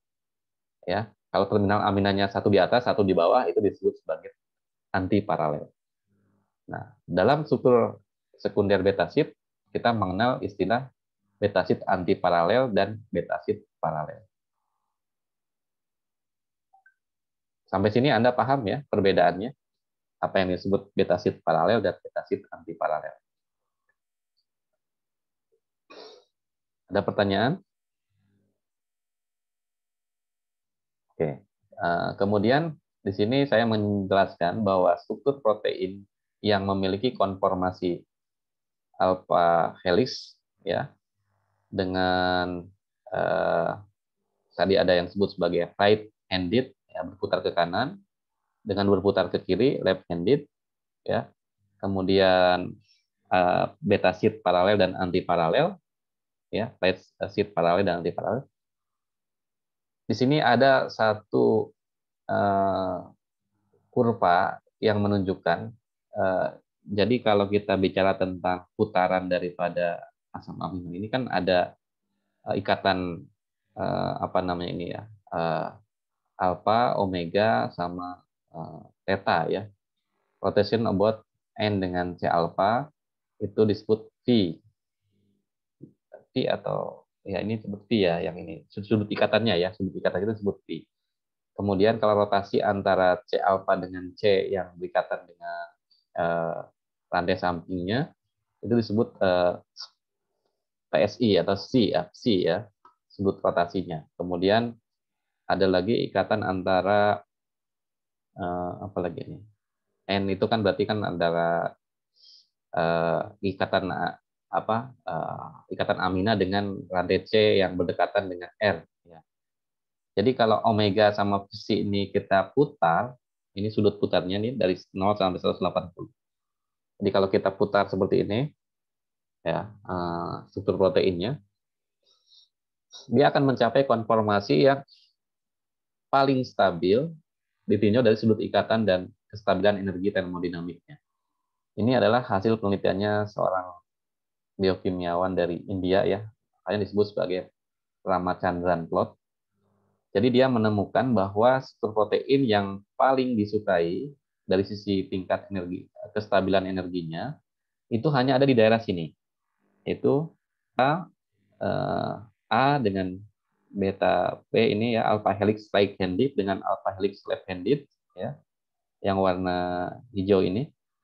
Kemudian di sini ada apa namanya beta sheet ya, beta sheet A1 ini kan apa satu sama lead sheet anti paralel dengan yang paralel. Sedangkan di yang warna merah ini ya, di sini juga kolagen masuk ya, kolagen ini yang di warna kuning C. Jadi kalau yang warna merah ini alpha 1 ini right handed anti paralel. Jadi yang paling disukai dalam struktur protein itu ternyata hanya ada 3, yaitu beta sheet anti paralel dengan paralel, kemudian alpha helix right handed sama alpha helix left handed. Inilah yang memungkinkan terjadi di dalam struktur protein. Jadi kalau kita putar lagi lebih jauh, ini akan bertabrakan. Dari sisi energinya dia tidak suka, sehingga dia tidak akan stabil. Itulah yang disebut sebagai daerah forbidden untuk interaksi ikatan hidrogen. Nah, Ramachandran plot ini bisa menggambarkan, meramalkan struktur ikatan protein yang membentuk ikatan hidrogen. Jadi kalau kita membuat struktur protein dengan menggunakan metode komputasi, peta ini akan menjadi penting. Apakah protein yang kita buat ini dia memiliki struktur yang stabil atau tidak? Kalau ternyata protein kita ada di daerah merah ini, oh berarti struktur protein kita tidak tepat. Karena dari sisi kestabilan energinya dia tidak mungkin terbentuk. Ya. Nah, sementara kalau kita mendapatkan struktur protein yang ada di daerah kuning dan hijau ini, ya, sudut putarnya ini ada di sekitar ini, maka itulah yang paling ideal membentuk konformasi struktur sekunder protein. Ya. Nah, tapi ini mungkin sedikit lebih advance ya. Kalau Anda belajar ke sini mungkin perlu memahami tentang apa namanya, bagaimana cara menggambarkan struktur 3 dimensi daripada protein tersebut melalui pendekatan modeling ya. Ini kalau nanti Anda bekerja dengan komputasi mungkin bisa juga menggunakan peta ini. Ini untuk tingkatan yang lebih advance ya. Ini saya hanya memperkenalkan aja bahwa bentuk konformasi kata peptida itu ada yang ideal, ada yang tidak ideal. Yang ideal itu hanya ada 3, yaitu beta sheet paralel, antiparalel, dan alpha helix tadi ya. Oke. Nah, kemudian di sini kita mengenal ada istilah beta turn. Beta turn ini adalah belokan ya yang terbentuk kalau struktur protein itu ya ketemu dengan rantai prolin, di mana ketemu dengan asam amino prolin ya, adanya residu prolin, di mana rantai sampingnya itu dia tidak bebas, tapi dia membentuk R tersubstitusi atau membentuk rantai siklik dengan ikatan CN-nya. Jadi R-nya ini kan ketemu dengan N ini, ya. Ini kan si prolin ya.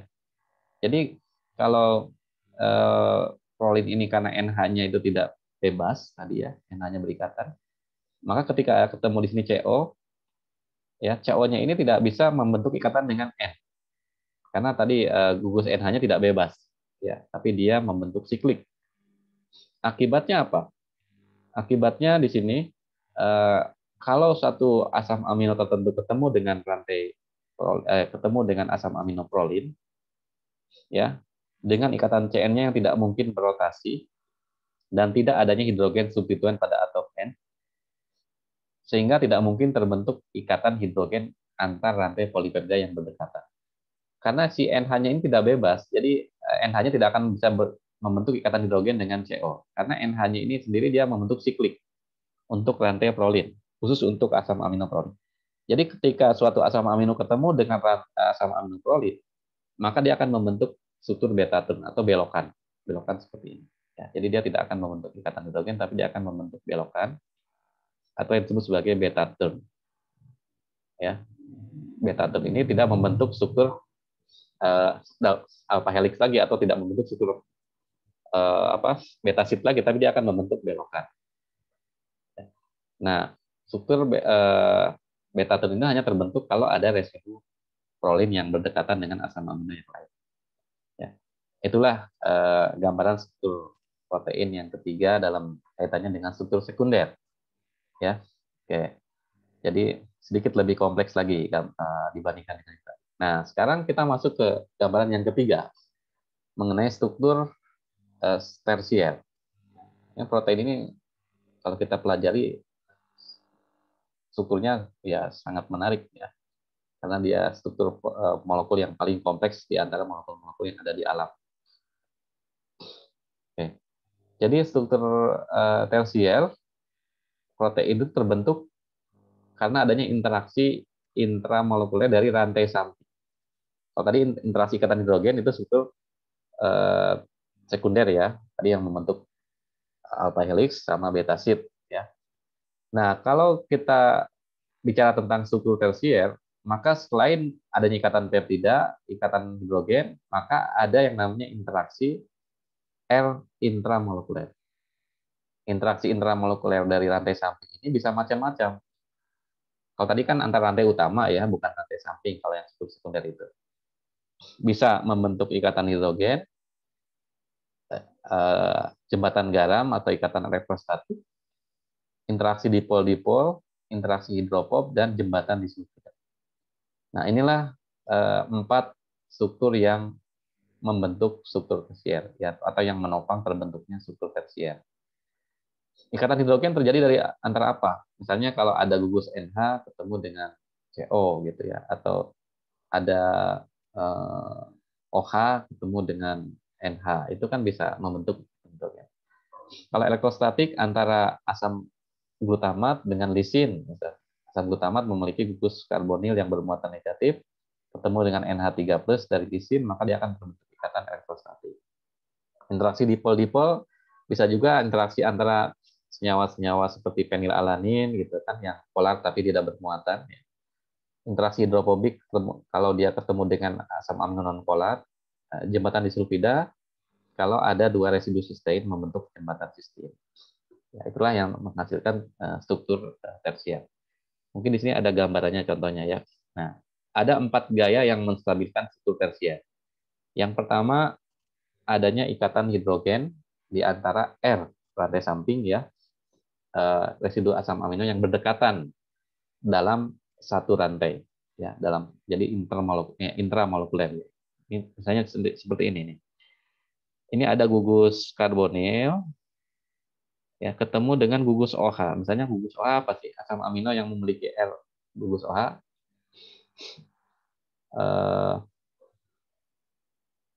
Serin ya. Serin itu mengandung OH. Ketemu sama gugus karbonil yang ada gugus COOH-nya ya, seperti asam aspartat itu kan mengandung gugus karboksil ya. Nah, kalau gugus karboksil ketemu dengan OH, maka dia akan terbentuk ikatan hidrogen. H dengan O kan sama-sama dia memiliki apa namanya? Kan ikatan hidrogen terbentuk antara atom yang apa namanya? Elektronegativitasnya tinggi dengan atom hidrogen. Contohnya oksigen ya. Ketemu dengan H ya, maka akan terbentuk ikatan hidrogen. Kemudian yang kedua, interaksi ionik.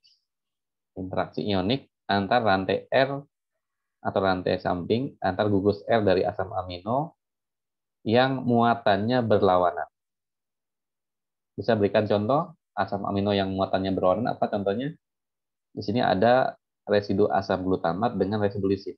Nah, ini contohnya ya. Lisin mengandung R yang bermuatan positif karena dia mengandung NH3. Kemudian ketemu dengan asam glutamat yang mengandung gugus karboksil sehingga dia gugus OH-nya cenderung bermuatan negatif. Negatif ketemu dengan positif membentuk interaksi ion atau disebut jembatan garam ini ya, interaksi ion. Contohnya antara residu asam glutamat dengan lisin.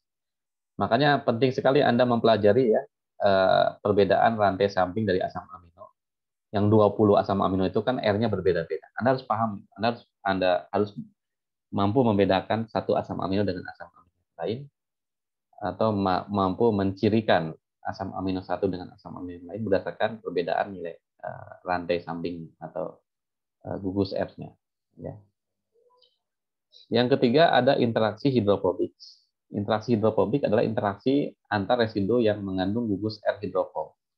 Contohnya R yang hidrofob itu adalah asam-asam amino yang nonpolar, tidak bermuatan dan nonpolar. Contohnya apa? Alanin, isoleusin, leusin. Ya, kalau ketemu dengan sesama itu dia akan membentuk interaksi hidrofobik. Seperti ini.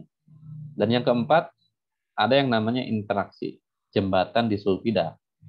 Nah, interaksi jembatan disulfida ini ketemu kalau kita ada dalam satu rantai itu ada dua residu cysteine. Cysteine itu kan mengandung gugus SH ya. SH ini akan teroksidasi membentuk jembatan cysteine. Jadi nanti akan SH-nya berubah menjadi SS.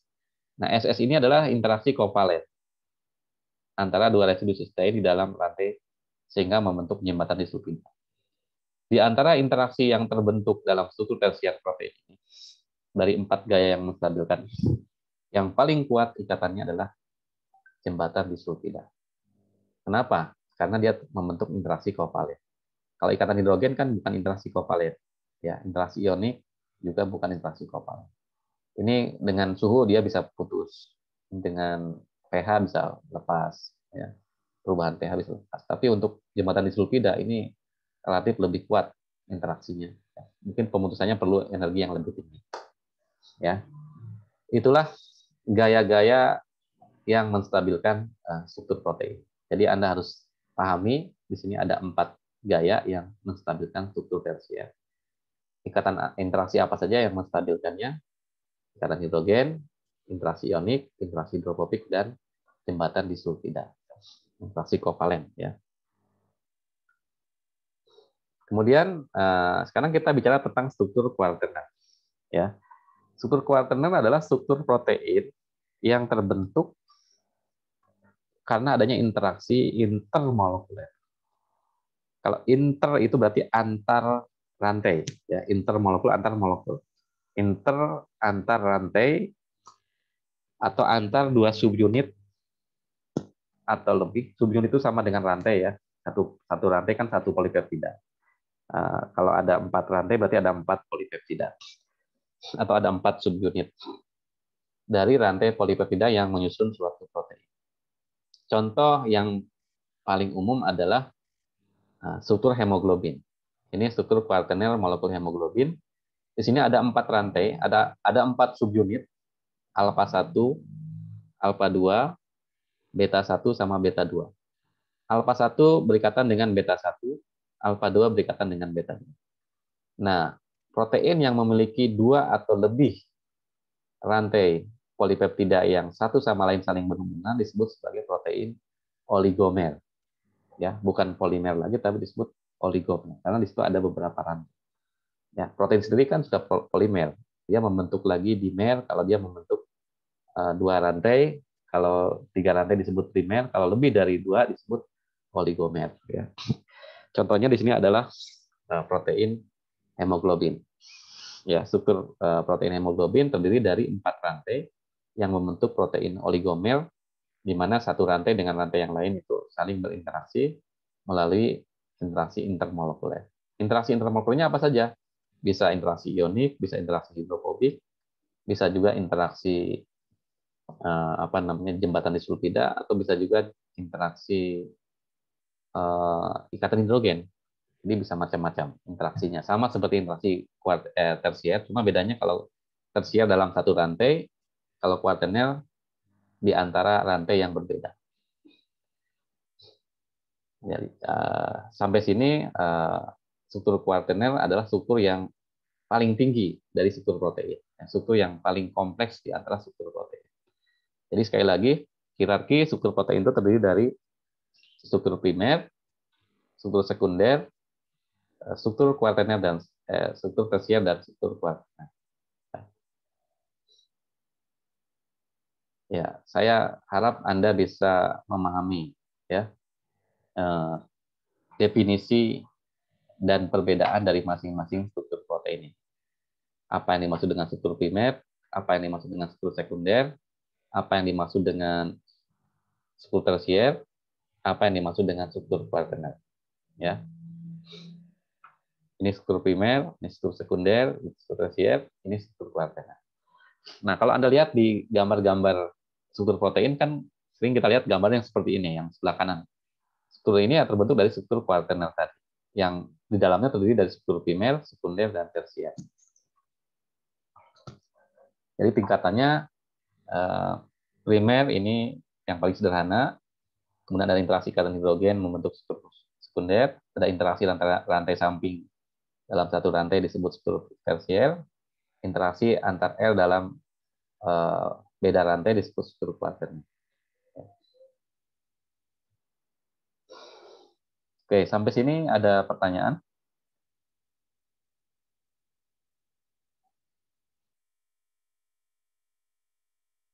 Baik, kalau tidak ada pertanyaan kita lanjutkan. Nah, sekarang protein itu setelah dia membentuk struktur kuartener, maka dia bisa memiliki sifat apakah protein itu bisa aktif atau tidak tergantung daripada strukturnya tadi. Ya. Biasanya struktur protein oligomer adalah struktur protein yang memiliki aspek fungsional tertentu. Jadi protein itu baru bisa aktif kalau dia membentuk struktur yang sudah kompleks. Yang struktur yang tadi terutama protein globular ya, protein globular itu protein yang memiliki aktivitas biologis, contohnya sebagai enzim, antibodi, protein pengangkut ya seperti hemoglobin, dia baru bisa aktif kalau dia sudah membentuk struktur yang membentuk hierarki yang tertinggi, itu struktur kuartener tadi, atau disebut sebagai protein oligomer. Ya, protein oligomer merupakan molekul dinamis dengan fungsi yang sangat beragam. Jadi kalau kita sudah bicara tentang struktur kuartener tadi, strukturnya itu sepertinya dia tidak tetap kaku ya, tapi dia itu bersifat fleksibel dan dinamis. Nah, inilah yang lebih menarik lagi dari struktur protein. Jadi protein itu dia memiliki struktur yang bisa berubah-ubah ya dalam keadaan tidak aktif dan dalam keadaan aktif. Makanya istilahnya dalam bahasa ininya ya, protein itu punya kemampuan untuk semacam molekul itu bisa bernapas. Jadi seperti hidup gitu, dia tidak diam tapi dia bisa mengembang, bisa mengkerut, mengecil, dan itu artinya dia bersifat dinamis. Nah, inilah yang menyebabkan protein itu memiliki fungsi yang sangat beragam. Ya, sama halnya seperti enzim tadi, dia punya kemampuan untuk berikatan dengan substrat, tapi kemampuan berikatan itu juga akan mempengaruhi konformasi proteinnya. Kita mengenal istilah teori lock and key dan induced speed yang dalam enzim itu berkaitan dengan aspek fungsional daripada enzim dalam kaitannya dengan interaksi terhadap molekul lain. Nah, untuk memahami aspek fungsional protein, maka kita pelajari bagaimana protein itu berinteraksi dengan senyawa lain. Nah, biasanya aktivitas protein terjadi melalui interaksi yang bersifat reversible. Reversible itu artinya bisa lepas lagi, ya, berkeseimbangan membentuk. Jadi kalau misalnya enzim dengan substrat, dia akan berikatan, dia tidak selamanya berikatan, tapi nanti dia akan lepas menghasilkan produk. Nah, interaksi reversible antar protein itu disebut interaksi protein ligan. Ya, bisa antara enzim dengan substrat, bisa antara hemoglobin dengan oksigen, itu juga interaksi protein ligan. Nah, interaksi protein dengan ligan itu terjadi pada satu bagian protein, yang tidak pada keseluruhan protein, tapi pada bagian tertentu. Contohnya dalam hemoglobin, oksigen itu tidak terikatnya di sisi yang spesifik, yaitu yang di situ ada cincin porinnya yang mengandung gugus Fe, ya, yang ada cincin hemnya, ya, cincin hemnya itu yang nanti akan berikatan dengan oksigen. Nah, inilah yang disebut sebagai sisi pengikatan ligan atau ligand binding site. Jadi dari satu protein yang memiliki struktur besar, ada bagian tertentu yang nanti dia berfungsi untuk mengikat ligan. Protein yang berfungsi mengikat ligan itu disebut sebagai ligand binding site atau sisi pengikatan ligan. Nah, interaksi antar protein dengan ligan ini biasanya bersifat spesifik. Jadi interaksinya itu tidak sembarangan. Dia hanya berinteraksi secara spesifik atau khas antara molekul protein dengan ligan. Dan interaksi protein dengan ligan ini tidak permanen. Kapan waktu dia bisa putus, bisa terlepas, tergantung situasi. Ya, contohnya hemoglobin dengan oksigen di paru-paru dia berikatan kuat, tapi ketika dia masuk ke dalam bagian sel yang sudah mendekati tekanan sel, ya, dia akan lepas dengan sendirinya oksigen itu. Jadi dia tidak selamanya akan lepas, tergantung dari situasi dan kondisi di mana molekul itu terikat, ya. Oke, untuk mempelajari interaksi protein ligan sebagai aspek fungsional dari protein ini, kita mulai dari mempelajari interaksi antara molekul hemoglobin. Ya, hemoglobin ini sebagai pengangkut oksigen, ya. Ini contoh protein fungsional. Ya, pertama adalah interaksi antara gugus hem dengan molekul oksigen. Jadi gugus hem itu ada cincin porfirin yang mengandung Fe, kemudian dia berikatan dengan oksigen. Nah, proteinnya sendiri itu ada di bagian lain di sini, ya. Kemudian di sini ada cincin hemnya. Dia bisa mengalami perubahan konformasi, change of conformation, ketika dia berikatan dengan oksigen dari keadaan T state ke keadaan R state. T itu tense, R itu relax. Jadi keadaan ketika dia berikatan dengan oksigen itu harus dalam keadaan relax. Ya, tapi ketika dia melepaskan molekul oksigen, dia berada dalam keadaan T state ini. Ya. Jadi hemoglobin itu bisa apa ya namanya ya, berubah konformasi ketika dia berikatan dengan oksigen dan ketika dia tidak berikatan dengan oksigen. Ya. Ini adalah struktur protein dari hemoglobin yang diambil dari PDB file, ya, protein data bank, dengan kode 1HGA, ya. Kalau Anda mau cari struktur lengkapnya nanti bisa di searching di RSB, ya, atau di protein data bank. Bagaimana struktur hemoglobin yang utuhnya ketika dia berikatan dengan oksigen dengan ketika dia tidak berikatan dengan oksigen. Ternyata ada perbedaan konformasi, ya, perubahan konformasi antara hemoglobin ketika dia berikatan dengan oksigen dan ketika dia tidak berikatan dengan oksigen. Inilah yang disebut sebagai model interaksi protein ligan. Oke. Nah, model interaksi protein ligan ini ada dua macam. Ya. Ada yang disebut interaksi kooperatif positif, ada yang disebut interaksi kooperatif negatif. Apa yang dimaksud dengan interaksi kooperatif positif? Ya, interaksi kooperatif positif adalah interaksi yang menyebabkan protein yang berikatan dengan ligan itu akan meningkatkan afinitas pengikatan pada ligan berikutnya. Contohnya di sini adalah hemoglobin.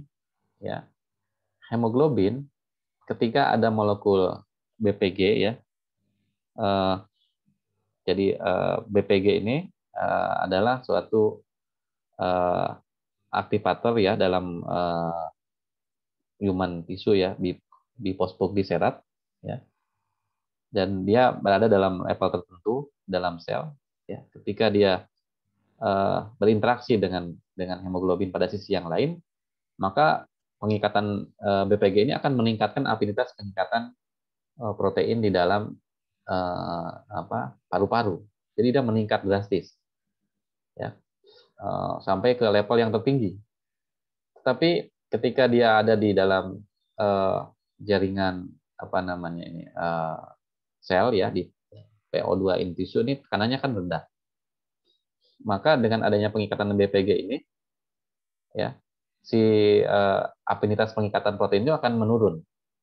Nah, inilah yang menyebabkan kenapa nanti dia akan terlepas ketika dia sudah mendekati sel target. Jadi perubahan tekanan daripada keadaan di paru-paru dengan keadaan di dalam jaringan sel itu yang menyebabkan terjadinya perubahan afinitas dari pengikatan oksigen. Ya.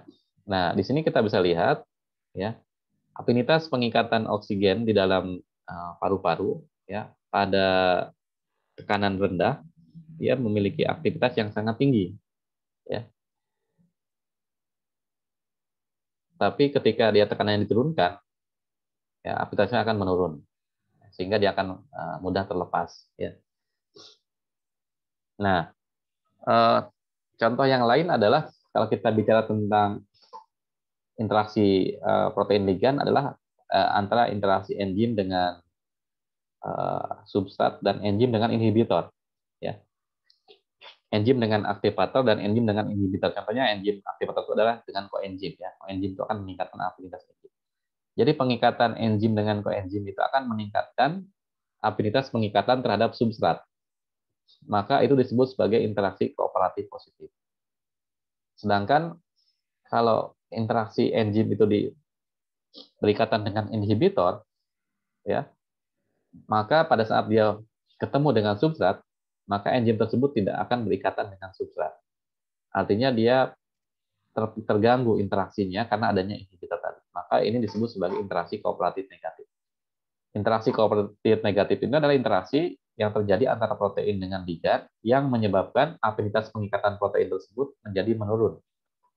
Tapi kalau afinitas pengikatannya meningkat, ya dengan adanya interaksi dengan ligan tadi, maka disebut interaksi kooperatif positif. Contohnya adalah interaksi hemoglobin dengan oksigen ini, ya. Itu disebut interaksi kooperatif positif. Ya. Kemudian berikutnya ya, protein itu sendiri punya yang namanya sifat fungsional itu bisa terpengaruh oleh adanya pH, suhu, dan konsentrasi garam.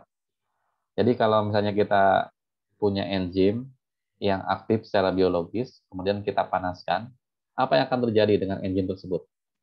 Enzim itu akan mengalami perubahan struktur, perubahan konformasi 3 dimensi daripada proteinnya, menjadi protein yang strukturnya tidak menentu atau rusak.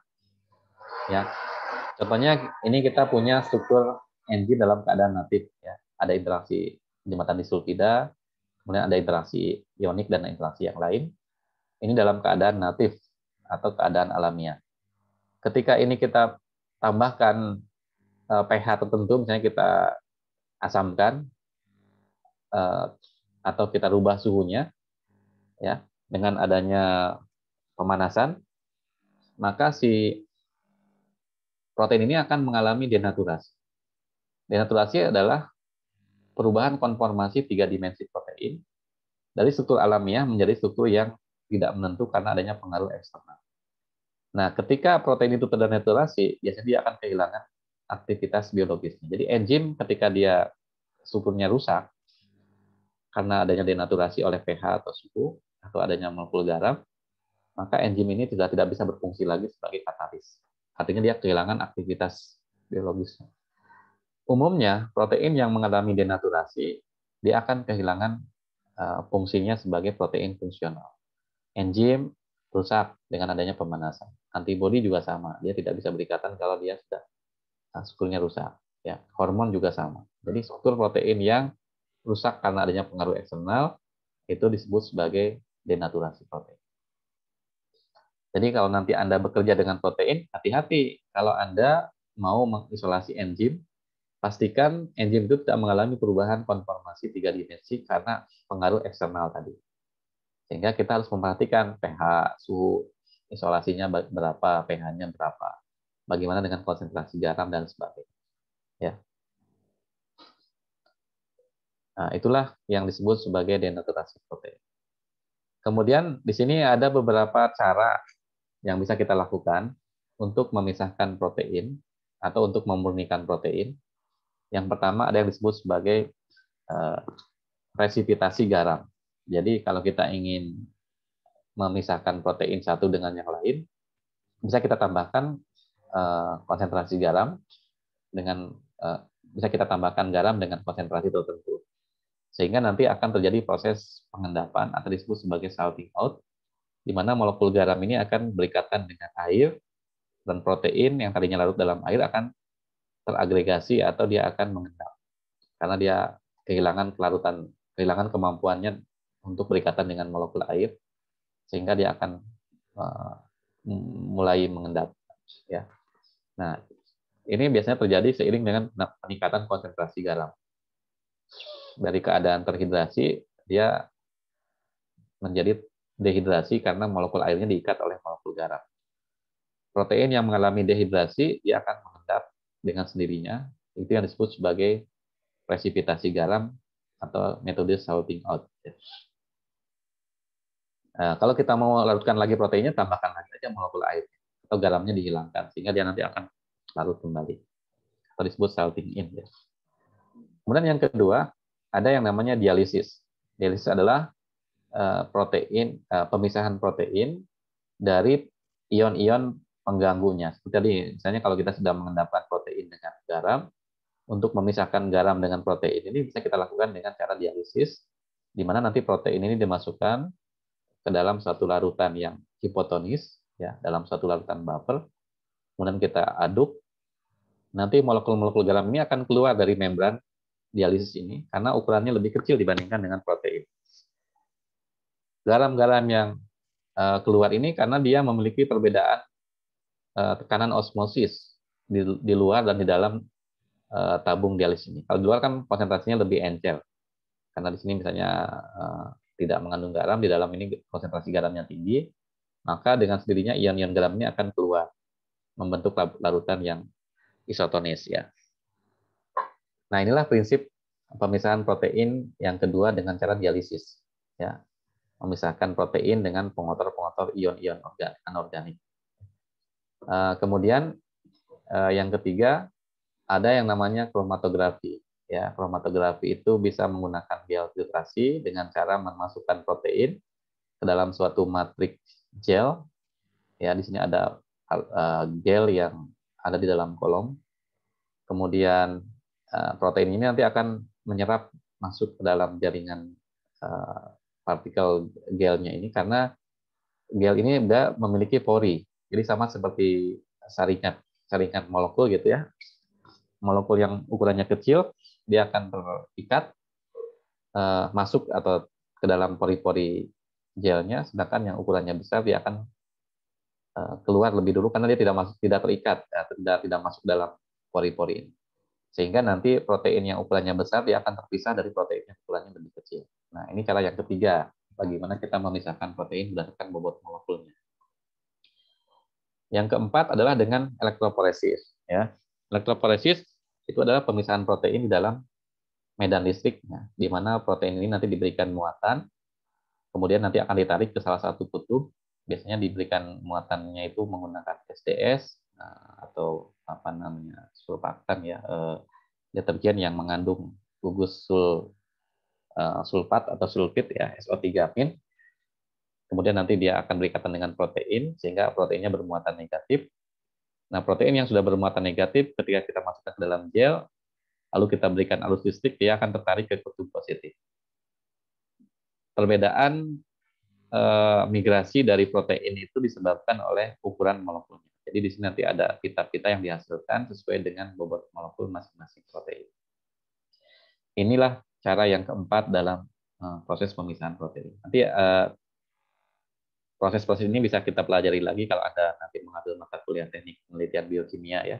Saya akan jelaskan bagaimana proses pemisahan protein ini secara lebih detailnya.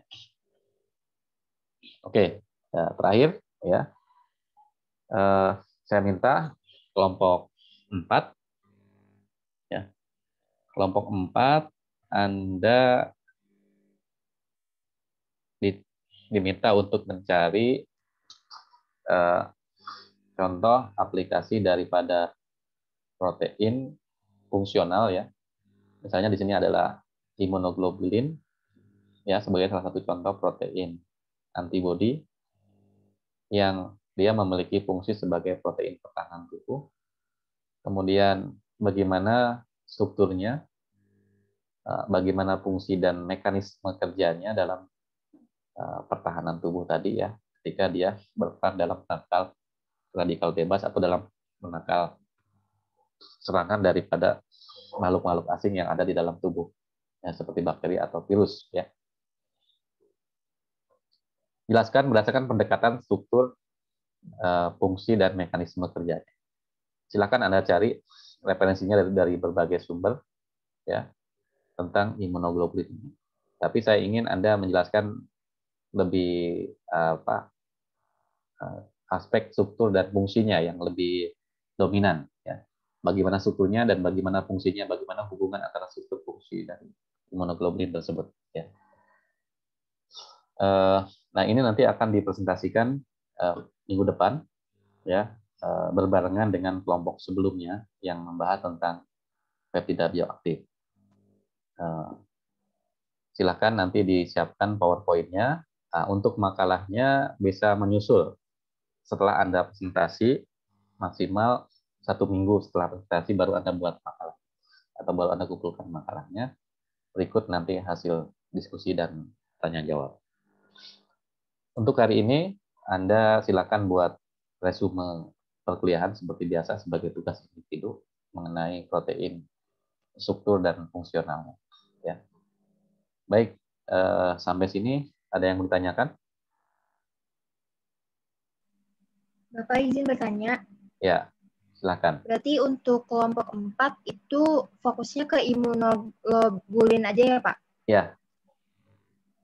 Atau mungkin nggak usah imunoglobulin ya, kalau imunoglobulin agak susah ya. Tadi saya belum membahas tentang hemoglobin ya. Hemoglobin aja deh, biar lebih paham Anda ya.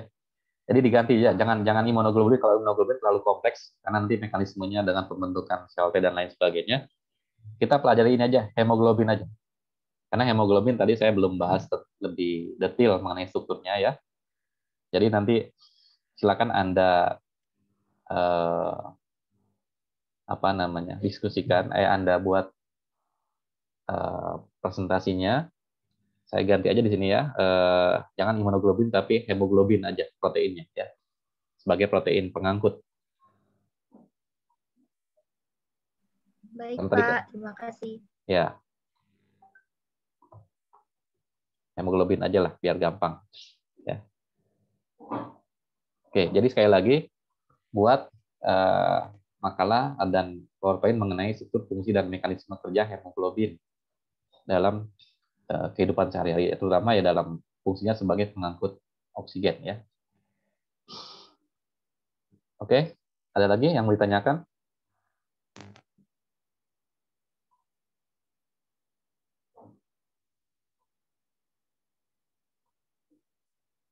Mengenai tugasnya sudah cukup jelas? Oke, kalau tidak ada pertanyaan lagi, saya cukupkan untuk pertemuan hari ini. Ya, terima kasih atas perhatiannya. Sampai ketemu lagi minggu depan. Assalamualaikum warahmatullahi wabarakatuh. Waalaikumsalam warahmatullahi wabarakatuh.